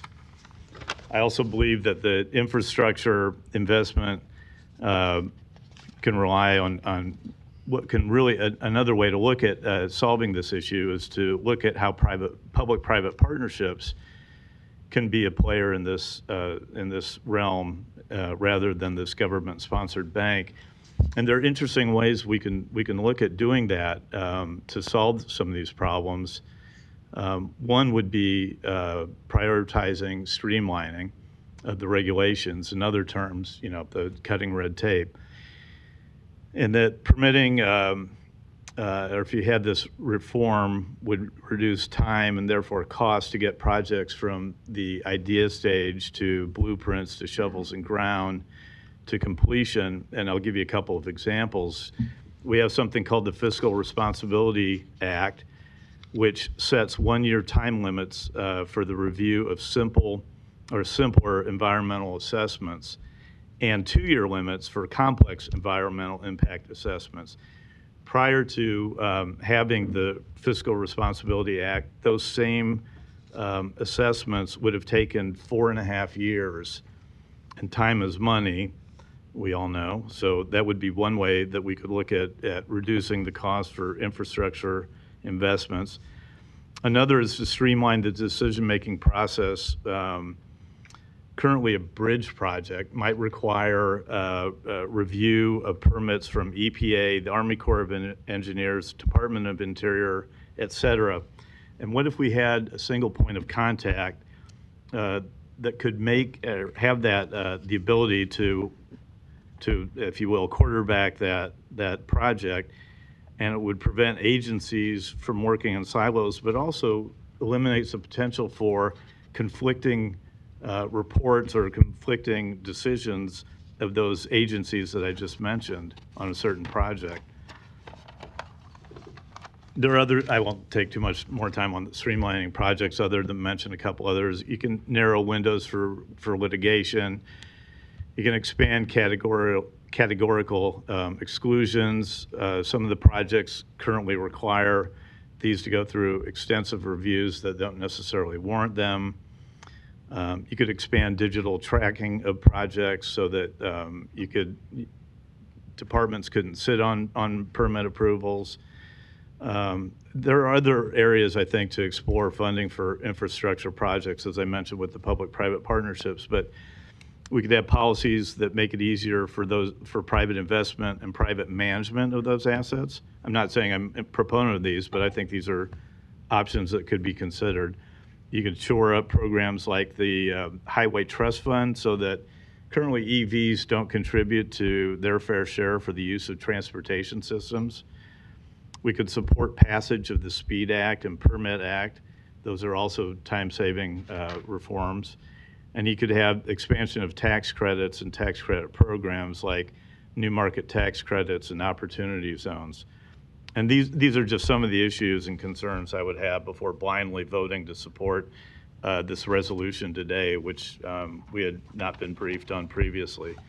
I might also mention there's currently a bill in front of the Nebraska unicameral, LB 1126, that actually is having a public hearing on that today. As I mentioned in my previous comments, that there are existing state and federal programs that currently exist, and I don't see the need for this. First of all, I don't see the need for HR 5356, and I certainly don't see the need for this council to weigh in and ask the congressional delegation from the state of Nebraska to support. Thank you. Councilmember Melton, you're recognized. Thank you very much. I have to say, I was literally shocked when I saw that the Omaha City Council was now going to start considering congressional bills in our council meetings. We have never historically done that. In fact, we quit doing legislative bills for the legislature a number of years ago because it seemed to me we were taking up 3, 4, even sometimes 5 hours debating a legislative bill that the legislature is going to vote on. We were elected as Omaha City Council. We were elected to debate things that were coming that the Omaha City Council is going to vote on. Really, our meetings could last days if we're going to start debating all of the bills that are going in front of the legislature, that the legislature was elected to vote on, and now we're going to add the U.S. Congress. Number one, to this resolution, we are asked to support a resolution 5356, yet the resolution's not attached. So it's not even attached to our agenda. I guess I'm supposed to blindly vote on something that somebody else did a one-page summary of. Number two, there is a cost because in this bill, there is an appropriation I believe it's going to cost about $50 million per year just to administer it. So they might not be using the $5 trillion, might not be actual taxpayer dollars, although the loans are backed by them. There's always that administration cost. So that's another $50 million. But let me just, whether you support it or not, let me just educate everyone as to where we are in this process. This bill was introduced by Congressman Davis from Illinois. He has 53 co-sponsors, all of which are Democratic. I think in our pre-council meeting, it was stated that it was bipartisan. There isn't one single Republican on here, so that it's not bipartisan. I might support it anyway. I don't know. But what happened is it literally just got introduced to committees September 15th of 2025. So where this bill is, it actually goes through 7 committees. So it's currently sitting in the Budget Committee, Education and Workforce Committee, Energy and Commerce Committee, Financial Services Committee, Natural Resources Committee, Transportation and Infrastructure Committee, and last but not least, the Ways and Means, which might be one of the most important ones because that's about the money. It's sitting at committee. So there's no amendments to it yet because it actually has to go through the process of 7 committees. It is so premature for us to be even voting to support this because this bill isn't anywhere near what it would end up being. So I'm not going to put my name on something now that says I support this when, well, 6 months from now, this bill could look very, very much different than what it does. And that's what happens with bills. Now you're going to have maybe other people that are going to come in and talk about it, and they're going to make compromises. And some of the people who vote yes on today's bill might not like the compromises and might not like the end result. Now, for me, I don't know what's in it. I may not support it. I may support what Brinker said, that there's other ways to do it. But until I see the final bill, there's no way I can give my opinion.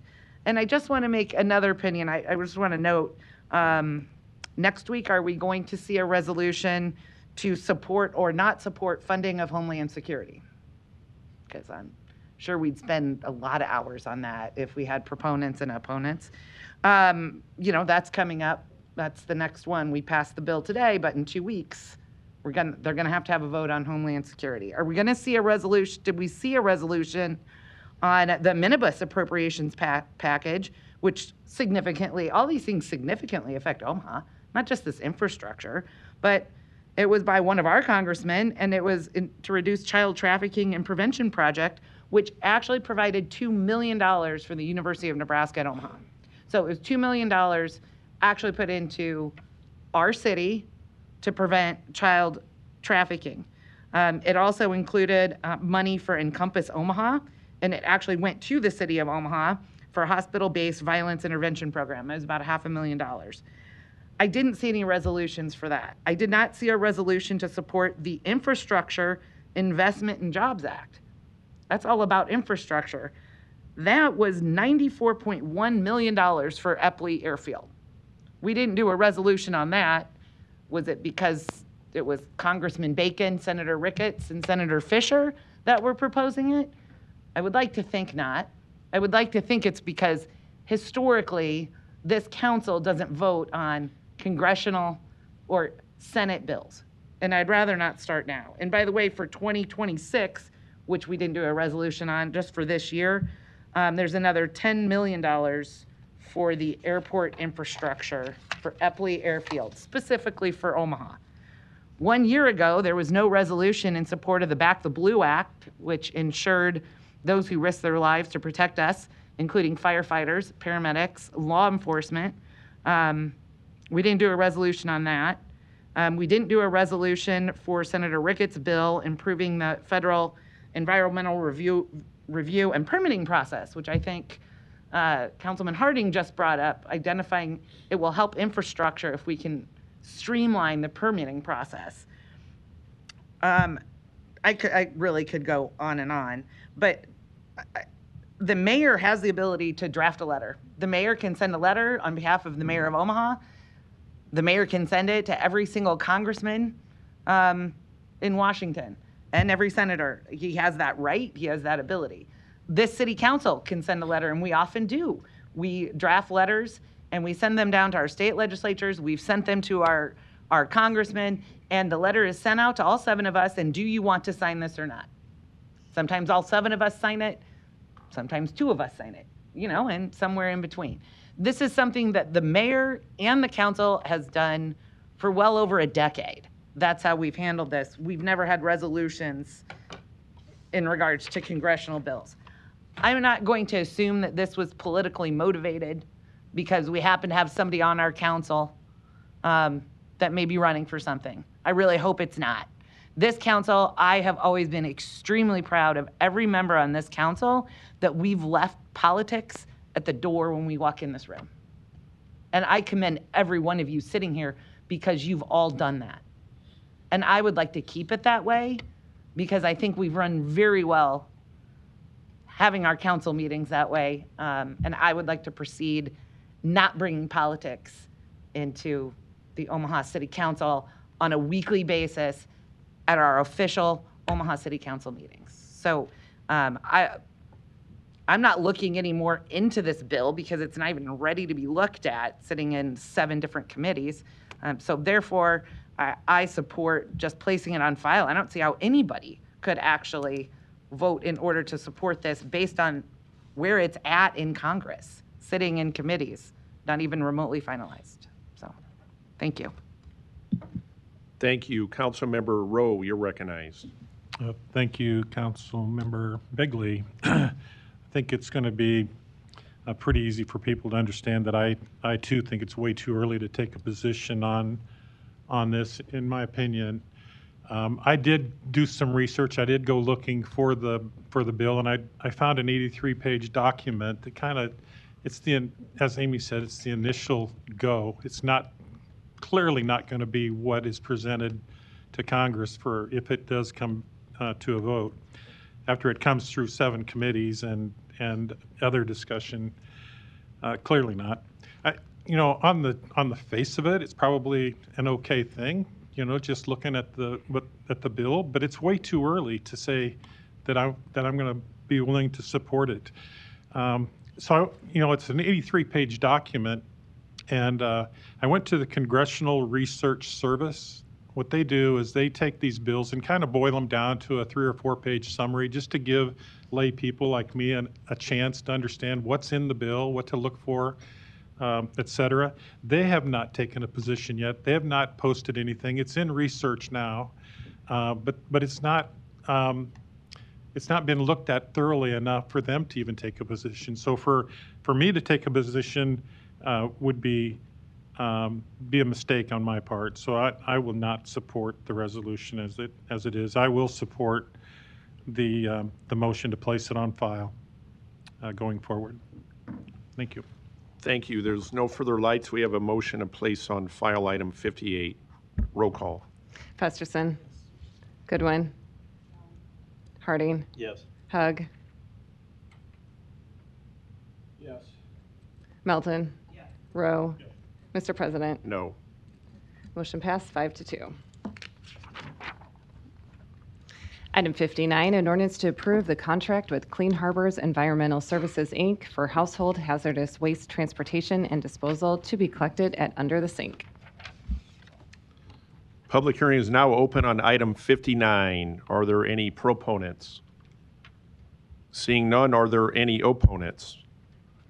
Public hearing is closed.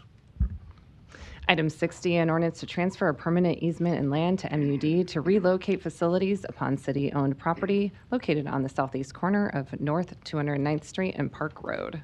Public hearing is now open on item 60. Are there any proponents? Seeing none, are there any opponents? Public hearing is closed. Item 61, an ordinance to approve a major amendment to the Iron Bluff Mixed-Use District Development Agreement. Planning Board and Planning Department recommend approval. Public hearing is now open on item 61. Good afternoon, proponents. My name is Brendan Findle with Lamper and Earson, 14710 West Dodge Road. Here on behalf of the applicant and ready to answer any questions. Thank you. Are there any other proponents here today? Seeing none, are there any opponents? Public hearing is closed. Item 62, an ordinance to approve a major amendment to the Kensington Park Mixed-Use District Development Agreement. Planning Board and Planning Department recommend approval.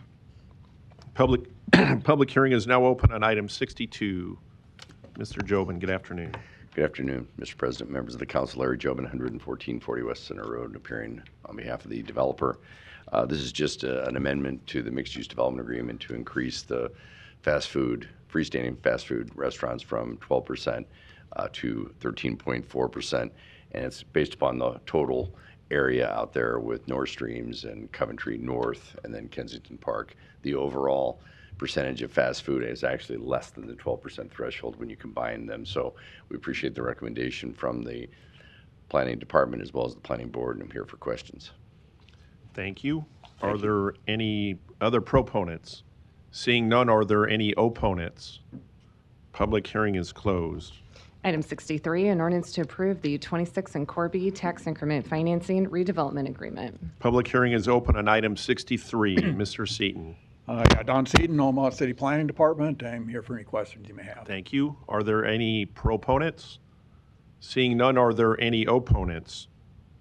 Public hearing is closed. Item 64, an ordinance to approve the Rose at Field Club Tax Increment Financing Redevelopment Agreement. Public hearing is open on item 64. Mr. Seaton. Don Seaton, City Planning, here for any questions. Thank you. Are there any proponents? Thank you, Mr. President, council members. Bob Griffith, 11440 West Center Road, here on behalf of the applicant. Here as well as Charlie Sullivan, the applicant, here for questions. Thank you. Are there any proponents? Seeing none, are there any opponents? Public hearing is closed. Item 65, an ordinance to approve change order number 11 to the establishment of binding guaranteed maximum price with Hausman Construction, Inc. to increase the final project budget to $39,968,263 for the construction of the Levi Carter Park Activity and Sports Complex. Public hearing is open on item number 65. Are there any proponents? Seeing none, are there any opponents? Public hearing is closed. One public hearing can be held for items 66 through 73, ordinances levying a special tax and assessments on real estate within Benson Business Improvement District, Blackstone Business Improvement District, Dundee Business Improvement District, Elkhorn Business Improvement District, Little Bohemia Business Improvement District, North 24th Street Business Improvement District, North Saddle Creek Business Improvement District, and South Omaha Business Improvement District. Public hearing is now open. Is there any proponents? Items 66 through 73. Winsley Durand, 16463 Monroe Street. On behalf of the North 24th Street Business Improvement District, I am a proponent here for any questions. Thank you. Are there any other proponents? Seeing none, are there any opponents? Proponent? Or opponent? The floor is yours. Good afternoon, members. Adam Watson, 11725 Arbor Street, Suite 300. Can I use this? Item 72 is the Saddle Creek BID. I'd like to mention first, I'm in favor of BIDs. I think they create a nice competitive advantage for the businesses surrounding or on those routes. The unintended consequence of this particular one happens to be, which this is the property that I currently own and manage. If I can, if I get, there we go. Right where my finger is the Dundee Creek Apartments. I'm sorry. Scroll it so we can see the. Okay, sorry. Yeah, you can zoom out. There you go. There we go. Is that Thank better? you. Perfect. So the core of this district, to me, is on the Saddle Creek Road. The red arrow that I inserted is my apartments here, which is the Dundee Creek Apartments. I think the intended consequence of this BID is, like I said, to create a competitive advantage for the businesses in that area with its the streetscapes and the investments into improvements. The unintended consequence, to me, is it created a competitive disadvantage for my property. And I'll tell you how I get there is the majority of my tenants have mentioned to me, let me get a little closer, is although they're within proximity, and I appreciate the process of drawing the map and getting to a district. However, my property can't easily access Saddle Creek on the core of this district. In fact, there is no passageway for my tenants to even walk there without going, if this is the core of my area, you'd walk 1, 2, 3, back to about 4 to 5 blocks to get back to the core of Saddle Creek. And either way you go, it's this way or this way. So my tenants can't easily walk to it. They can't see it. So there's no real advantage for me to be in this district. There's honestly a competitive disadvantage because the other apartments in this area are just closer, substantially closer by several blocks. So not only do I not have an advantage, I have a disadvantage because now those properties can say, well, we have this great amenity right next door to us. We can raise our rents to offset our increase in taxes. It's a benefit. I don't have that benefit. My tenants don't have that benefit. So in essence, I'm subsidizing my competitor's advantage. Your 3-minute time is expired. Thanks for being here today. Thank you. Are there any other opponents on items number 66 through 73?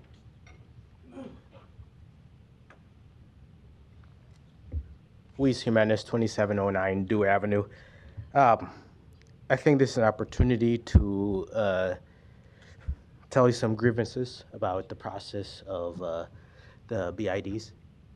I appreciate that you have BIDs and that the state provides for BIDs and such. I think you need more a congruent effort. There was talk about earlier in this council meeting about having gravitas on an issue. Like let's focus on something. Let's focus on that.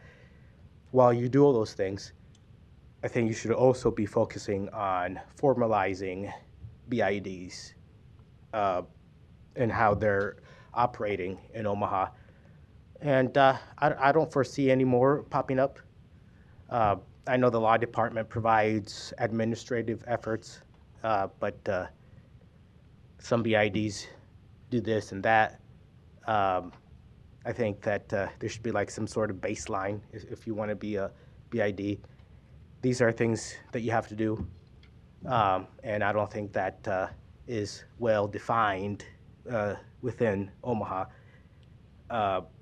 The state statute says, yes, you can do these things, but outside of that, like you keep these things, you keep these efforts, and I think you should be formalizing BIDs time after time, especially that now you have history on how they operate. Codify those efforts. Thank you. Thank you. Are there any other opponents? Public hearing is closed. Councilmember Melton, you're recognized. Thank you, Mr. President. All right, so I have to say this one gives me a little heartburn because I looked up, and sir, if you could come back up, and my apologies, oh, you're all the way back there, I'm sorry, if you could come back up.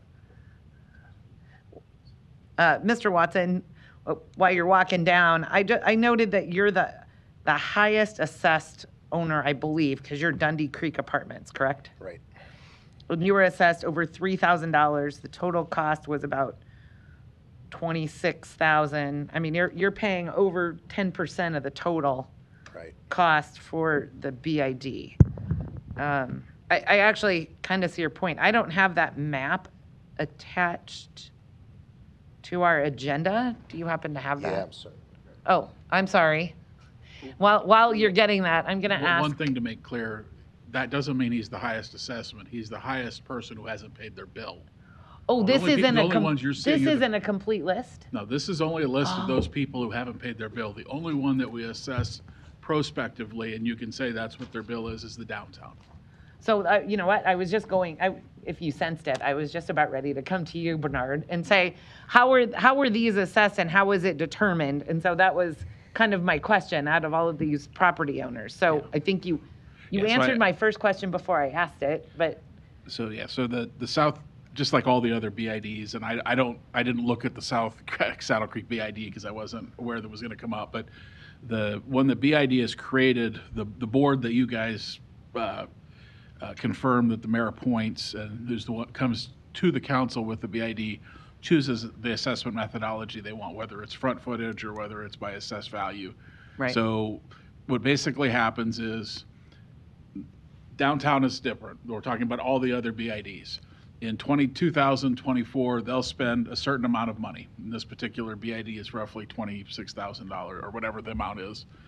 And at the end of the year, and we allow some passage of time, and things take a little bit of time, we divide up the amount that's been spent in that BID amongst the people within the BID based on the assessment methodology that's in the approved ordinance. Then bills are sent out to those folks for that portion. Those bills, I believe this year, were sent out sometime in August.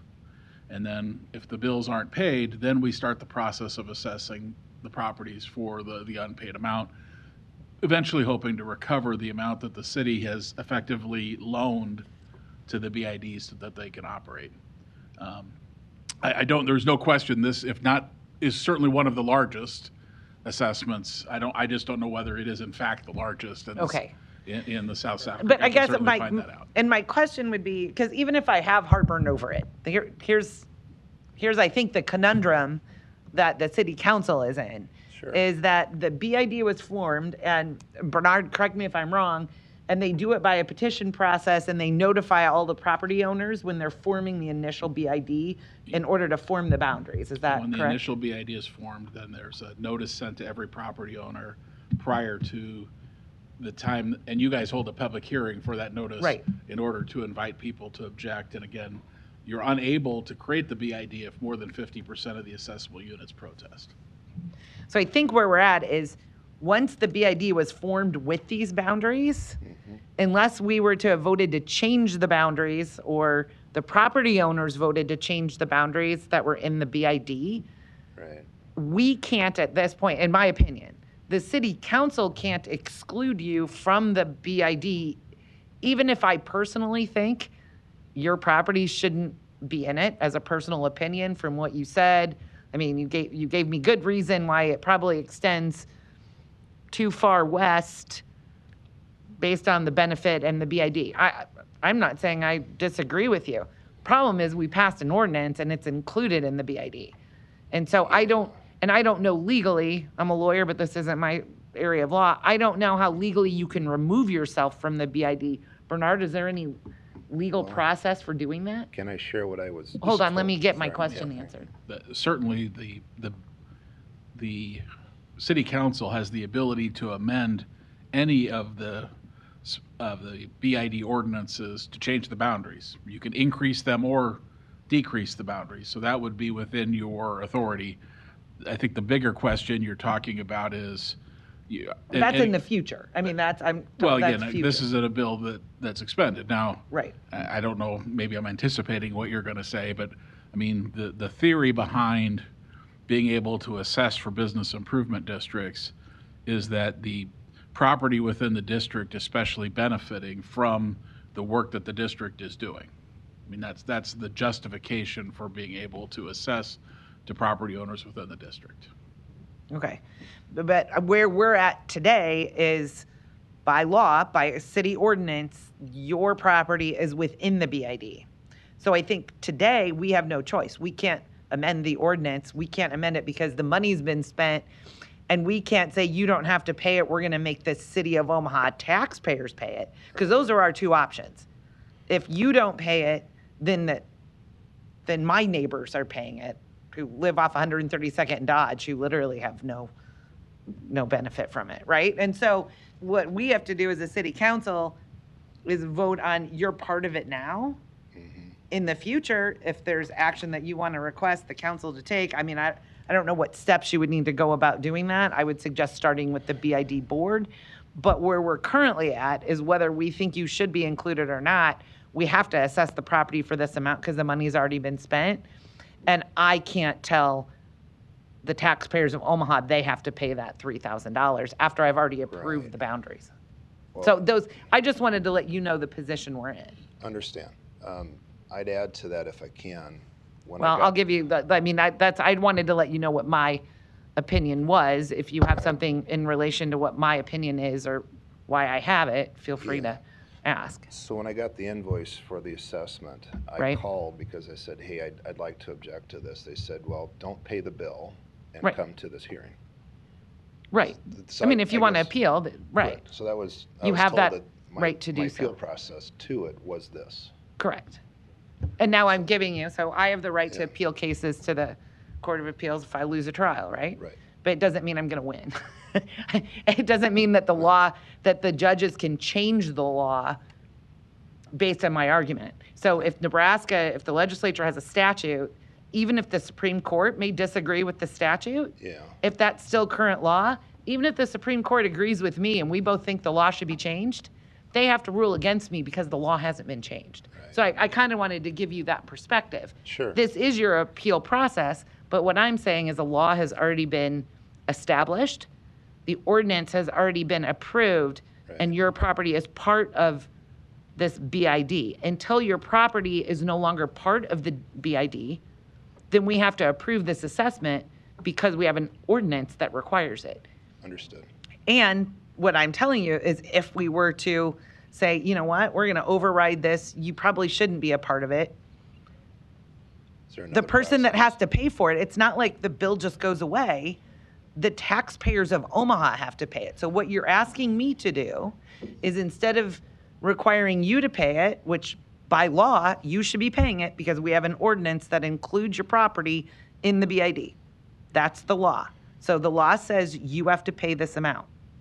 If I override that law, then what I'm saying is everybody else's neighbors who don't live anywhere near here, maybe Danny, because he might live near this area, but other than Danny, you're saying that my neighbors and Don's neighbors and Lavania's neighbors have to pay this assessment. That those are the taxpayers of Omaha.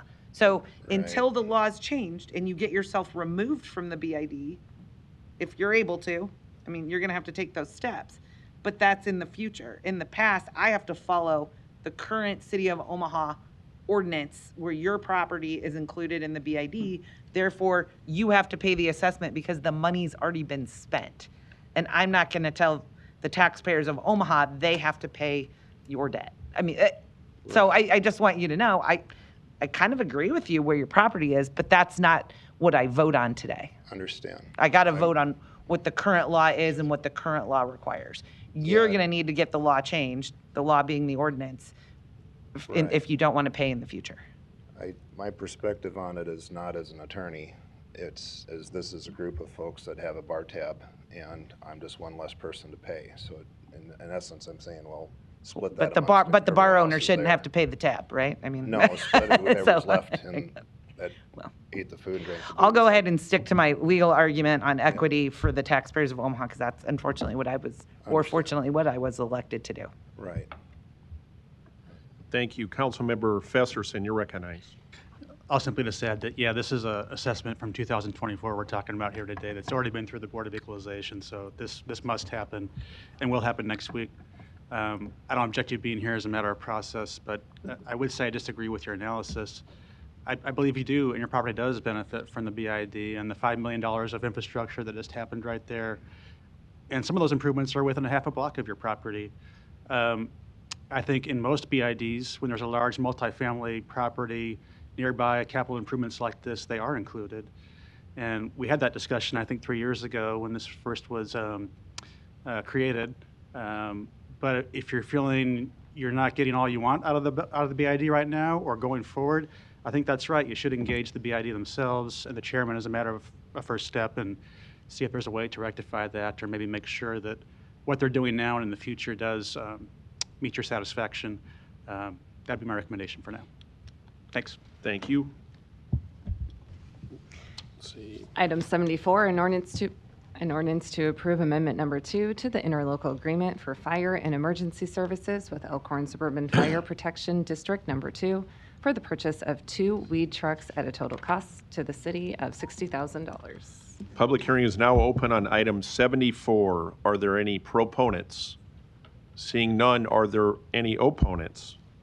Public hearing is closed. Councilmember Festerson, you're recognized? Not. Okay, thank you. Item 75, an ordinance to accept the bid award of Allstate Pest Control, Inc. to provide pest control services for the Omaha Fire Department. Public hearing is now open on item 75. Are there any proponents? Seeing none, are there any opponents? Public hearing is closed.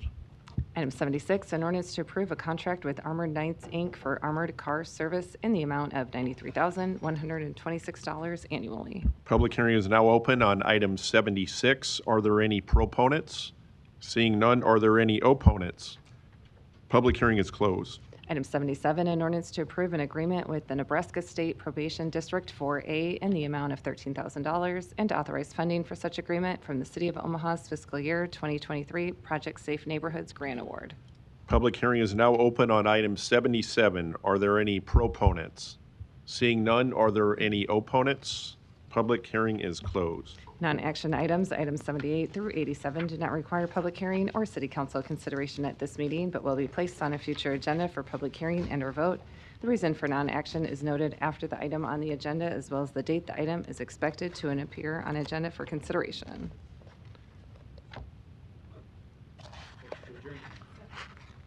Roll call. Festerson. Yes. Goodwin. Yes. Harding. Yes. Hug. Yes. Melton. Rowe. Mr. President. Aye. Motion passed 7-0. Meeting is adjourned at 4:36.